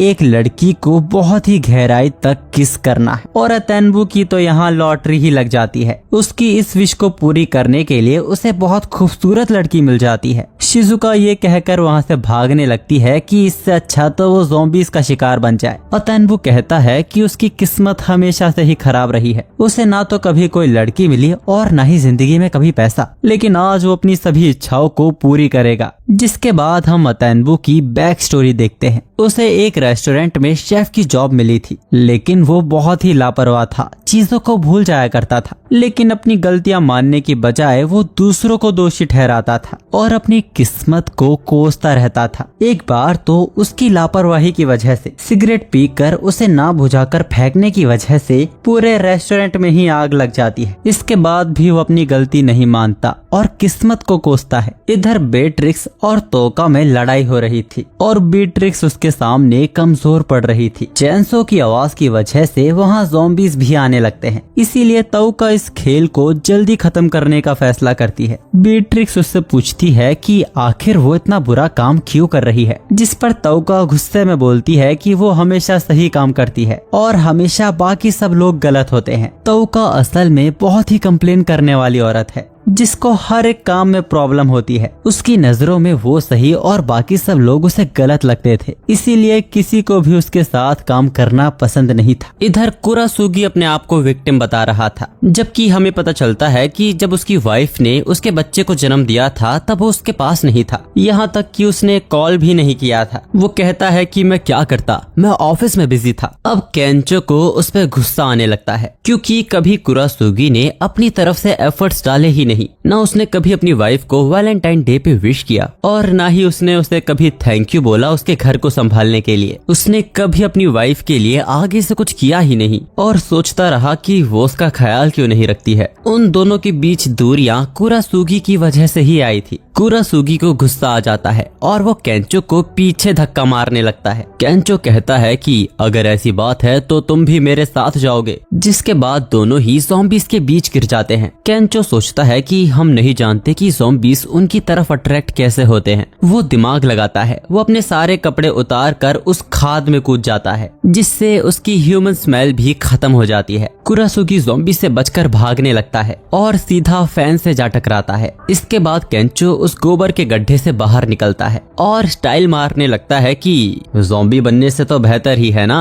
अंजू उससे कहती है कि मेरे पास मत आना जब तक तुम नहा ना लो। दूसरी तरफ उस बुढ़े को होश आता है और वो अपनी वाइफ के बारे में पूछता है। गांव वाले बताते हैं कि शिजुका ने उनकी जान बचाने के लिए अपनी जान खतरे में डाल दी है। तो वो बुढ़ा ही को बोलता है कि तो तुम यूं हाथ में हाथ रखे कैसे बैठे हो। वो बुढ़े बोलते हैं कि अब तो हम बूढ़े हो गए हैं, हम तो ठीक से चल भी नहीं पाते हैं। ही को कहता है कि आज तक कभी भी कोई चीज हमारे हिसाब से हुई है। वो उन सभी को मोटिवेट करता है और कहता है कि ये ज़ॉम्बीज़ भी हमारे सामने नहीं टिक पाएंगे। इधर शिजुका उस मोटे को समझाने की कोशिश करती है कि वो बस हमेशा अपने बारे में सोचता है, इसीलिए उसके साथ बुरा होता है, जबकि उसे अपनी फैमिली, फ्रेंड्स और अनजान लोगों के बारे में भी सोचना चाहिए, तभी उसकी किस्मत अच्छी होगी। उसकी मोटी बुद्धि में कुछ भी नहीं जाता और वो गन पॉइंट पर शिजुका के साथ जबरदस्ती करने लगता है। लेकिन तभी एक गोली चलती है और उसके हाथों से वो गन छूट जाती है। ये गोली गांव के बेस्ट हंटर हीको ने चलाई थी। अतेन्बो फिर भी हार नहीं मानता और शिजुका के साथ जबरदस्ती करने की कोशिश करता है। तब गांव वाले मिलकर उसका ढोल बजा देते हैं। वो अतेन्बो इसे भी अपनी बुरी किस्मत ही समझ रहा था, जबकि शिजुका ने इन सब की मदद की थी और इसीलिए ये आज उसकी मदद कर रहे हैं। इधर बीट्रिक्स वाटर व्हील को पकड़कर उसके ऊपर चढ़ जाती है और ज़ॉम्बीज़ भी उसके पीछे आने लगते हैं, जिसकी वजह से वो व्हील ही टूट जाता है। बीट्रिक्स ने ज़ॉम्बीज़ का इस्तेमाल करके अपना काम कर दिया और ये तरीका तुको को बिल्कुल ही गलत लगता है। बीट्रिक्स उससे कहती है कि किसी भी काम को करने के एक से ज्यादा तरीके हो सकते हैं और हर कोई अपना काम अपनी तरह से करना जानता है, इसीलिए उन पर अपनी सोच थोपने से पहले उसे ये देखना चाहिए कि शायद वो भी गलत हो सकती है। बीट्रिक्स उस व्हील को लुढ़काते हुए वहाँ से चली जाती है और तौका को ज़ॉम्बीज़ घेर लेते हैं। दूसरी तरफ अकीरा के पापा ज़ॉम्बीज़ से अकेले लड़ रहे थे। वो अकीरा को बाहर निकलने से साफ मना कर देता है, इससे दूसरों की जान को भी खतरा होगा। तेंदो यहाँ के बहुत सारे ज़ॉम्बीज़ को खत्म कर देते हैं और अब बस यहाँ 3 ज़ॉम्बीज़ ही बचे थे। लेकिन तभी उनके शरीर में कुछ होता है और वो घुटनों पर आ जाते हैं। तेंदो ज़ॉम्बीज़ का शिकार बनने ही वाला था, लेकिन तभी कांता वहाँ आकर उसके फादर को बचा लेता है। अकीरा उससे पूछता है कि वो उनकी मदद क्यों कर रहा है। कांता जानता है कि अकीरा इतनी आसानी से ज़ॉम्बी नहीं बनेगा। वो अकीरा के फादर को हॉस्टेज बनाता है और अकीरा को खुद ही ज़ॉम्बी बनने के लिए कहता है, नहीं तो वो उसके डैड को ज़ॉम्बीज़ के बीच फेंक देगा। अकीरा को अपने माता पिता के लिए कुछ करना था ना, यही उसके लिए वो मौका है। हमें कांता की बैक स्टोरी दिखाई जाती है। जब वो एलिमेंट्री स्कूल में था, सबकी ही तरह उसके भी दोस्त हुआ करते थे और वो छुट्टियों में पूल में नहाने जाया करते थे। लेकिन जब वो मिडिल स्कूल में आया, वहाँ वो एक भी दोस्त नहीं बना पाया, क्योंकि वो एक इंट्रोवर्ट पर्सन था और ज्यादा हंस बोल नहीं पाता था। पूरी स्कूल लाइफ में उसने किसी से बात नहीं की और सारा समय अकेलेपन में ही बिताया। अपने आप को बदलने के लिए कांता ने बहुत कुछ किया, यहाँ तक कि उसने पर्सनल डेवलपमेंट क्लासेस क्लासेस भी ली, पर उन सभी का कोई भी फायदा नहीं हुआ। लोगों का ओपिनियन उसके बारे में तब भी सेम ही था। और एक दिन जब वो गुजर रहा था, वो अकीरा को देखता है, जिसको किसी भी बात की कोई टेंशन नहीं थी और वो बहुत ही खुश दिखाई दे रहा था। अकीरा को देख कांता को बहुत ही जलन होने लगती है और इसीलिए कांता अकीरा से बहुत ही नफरत करता है। अब कहानी वापस से प्रेजेंट में आती है। कांता अकीरा को वापस से धमकी देता है। अकीरा को समझ नहीं आ रहा था अब वो क्या करे। उसके फादर भी उसे गेट खोलने से साफ मना कर देते हैं कि अगर उसने दरवाजा खोला और अपनी माँ और बाकी सबको खतरे में डाला, उनका रिश्ता यहीं खत्म हो जाएगा। तेंदो अकीरा को उसकी परवाह करने से मना करता है और वैसे भी अब उसके पास ज्यादा वक्त नहीं बचा है। ये सुन अकीरा कुछ समझ नहीं पाता। उसके फादर को कोई बीमारी हो गई है और डॉक्टर और दवाई ना होने की वजह से उनका इलाज भी नहीं हो सकता। अकीरा बहुत ही ज्यादा दुखी हो जाता है। उसे कर्ज चुकाने का मौका मिला ही नहीं। उसके फादर कहते हैं कि लोगों की मदद करो, दुनिया के लिए जो हो सके वो करो। जब वो स्वर्ग से ये सब देखेंगे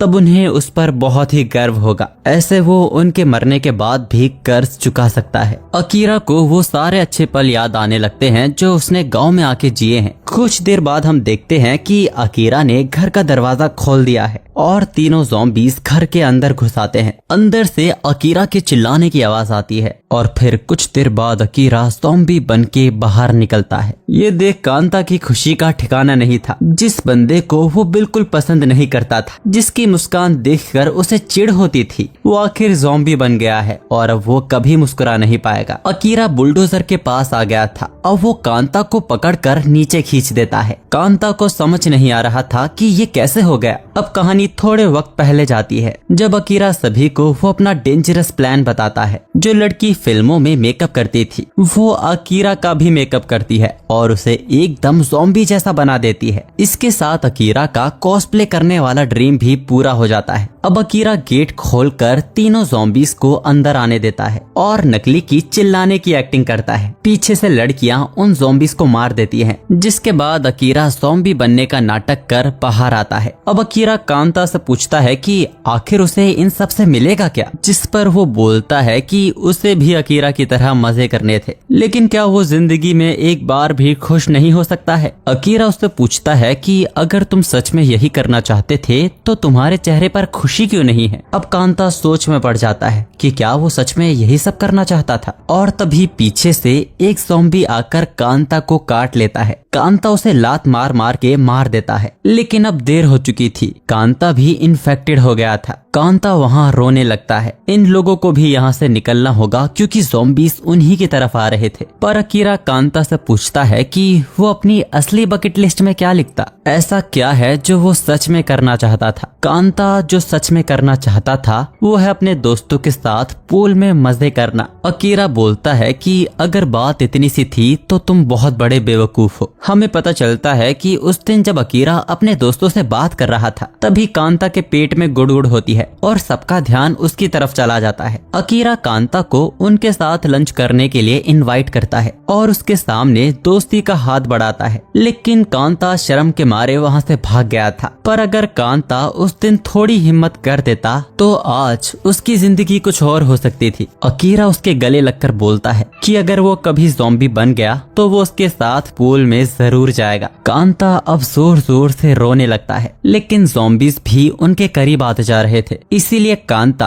अकीरा को धक्का देकर वहाँ से भाग जाता है। कांता को पछतावा हो रहा था। उसे अपने वो दिन याद आ रहे थे। आखिरी पलों में वो अकीरा को पूल में महसूस करता है और उस नदी में छलांग लगा देता है। दूसरी तरफ सभी लोग फेंस तक तो पहुँच गए थे, लेकिन गाँव वालों के लिए इनको पार करके जाना भी मुश्किल है। तभी बीट्रिक्स वहाँ आती है जो इस चरखे को रोक नहीं पा रही है। वो उस व्हील को उन फैंस से टकरा कर रास्ता बना देती है और सभी लोग ज़ॉम्बी से बचकर वहाँ से भागने लगते हैं। लेकिन आगे जाके उन्हें देखने को मिलता है कि ब्रिज तो टूट गया है। यहाँ से निकलने का ये इकलौता एक रास्ता था और अब ज़ॉम्बीज़ भी उनके करीब आने लगे हैं। तभी कुमानो वहाँ आता है और उनकी तरफ ब्रिज फेंक देता है। कुमानो ज़ॉम्बीज की आवाज सुनकर इसी तरफ आया था और उसने देखा कि ब्रिज तो टूट गया है, जिसके बाद उसने जल्दी से नया पुल बना दिया। अब अकीरा और केंचो जल्दी से पुल की रस्सी को बांध देते हैं और सभी गांव वाले ब्रिज को पार कर लेते हैं। दूसरी तरफ केंचो और अकीरा ही रह गए थे। केंचो और अकीरा मुस्कुराते हुए पुल की रस्सी को लेकर खाई में कूद जाते हैं ताकि ज़ॉम्बीज पुल को पार करके यहाँ ना आ सके। दोनों ही पहाड़ी से जोर से जाके लगते हैं, लेकिन उन्होंने अपने आप को संभाल लिया था। ऊपर चढ़ते हुए अकीरा केंचो को भी बताता है कि कांता को बस एक दोस्त चाहिए था, जिस पर केंचो भी उसे बेवकूफ कहता है। अकीरा कहता है कि जब वो उस कंपनी में काम कर रहा था उसने भी खुद को खो दिया था, उसका भी हर एक दिन नर्क जैसा होता था। हो सकता था कि वो भी कांता की तरह एक डार्क बकेट लिस्ट बना ले। इसीलिए इतना कुछ होने के बाद भी अकीरा को कांता से कोई शिकायत नहीं है। इसके बाद तेंदो अकीरा से कहते हैं कि उसने बहुत अच्छा काम किया, उसकी वजह से वो सभी लोग जिंदा हैं और उसे अपने बेटे पे बहुत गर्व है। ये सुन अकीरा बहुत खुश होता है और अकीरा की पेरेंट्स का कर्ज चुकाने वाली लाइन भी उसकी बकेट लिस्ट से पूरी होती है। कुछ दिनों बाद गांव के ज़ॉम्बीज को अट्रैक्ट कर वो लोग वापस से टनल में कैद कर देते हैं और वापस से अपने गांव को सुधारने में लग जाते हैं। कुमानो भी इसमें उनकी मदद कर रहा था और उनका गांव बहुत जल्द वापस पहले जैसा हो जाएगा। वो दादी शिजुका को शुक्रिया कहती है उन बूढ़ों का इतना ख्याल रखने के लिए। दूसरी तरफ अंजू भी केंचो के साथ मिलकर फेंस को ठीक कर रही थी। अंजू को इतना जोश में देख केंचो भी हैरान होता है कि वो कितना बदल गई है। वो कहती है कि वो ज़ॉम्बीज की वजह से कब तक रोती रहेगी। वो इन सब से आगे बढ़ गई है क्योंकि एक हंसमुख लड़के ने उसके चेहरे पे मुस्कान वापस ला दी है। वो केंचो को स्टैंड अप कॉमेडियन कहते हुए उसका थैंक यू करती है और ऐसे केंचो की भी स्टैंड अप कॉमेडियन बनने वाली विश पूरी हो जाती है। अब तक रात हो चुकी थी। अकीरा अपने पिता के पास बैठा हुआ था। उसकी माँ उसे बताती है कि अकीरा के शहर जाने के बाद उसके पापा उसके लिए हमेशा परेशान होया करते थे। हर दूसरे दिन वो अकीरा की खबर पूछते थे। अकीरा की आंखों में आंसू आ जाते हैं। उसे लगता था कि उसके पिता बहुत ही खड़ूस हैं। शिजुका, केंचो और बीट्रिक्स भी यहाँ आ चुके थे। अकीरा अपने फादर से रोते हुए प्रॉमिस करता है कि अगर उन्हें कुछ हो गया तो अपनी माँ का ख्याल रखेगा और अपने इस गांव को भी हमेशा बचाएगा। अब अकीरा अपनी माँ से पूछता है कि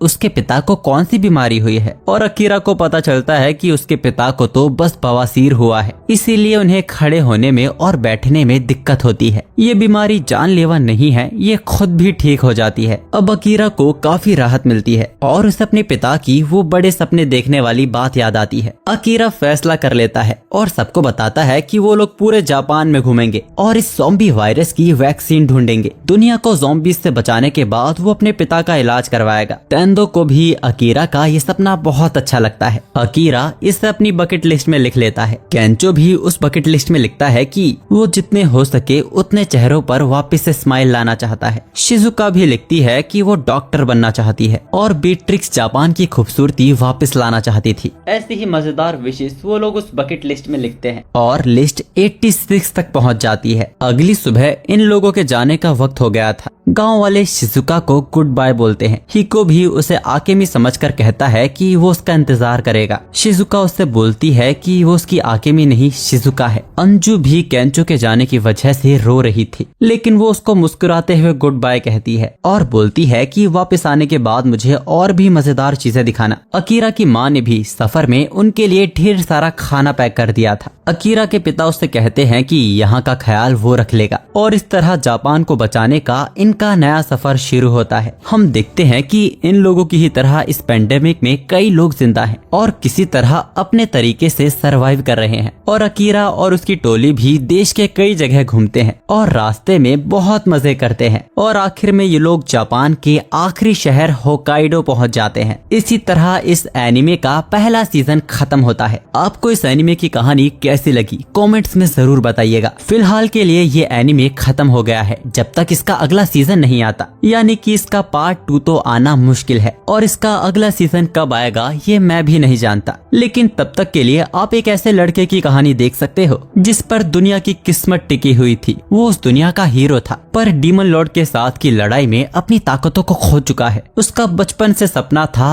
आम जिंदगी जीने का जो अब पूरा हो सकता है, लेकिन जिस एकेडमी में वो जा रहा है वो हीरोज की एकेडमी है। क्या वो अपने कई दोस्त बनाने वाले सपने को पूरा कर पाएगा? जानने के लिए राइट वाली वीडियो पे क्लिक कीजिए और तब तक हम आप सभी के लिए लिए नई वीडियो पर काम कर लेते हैं।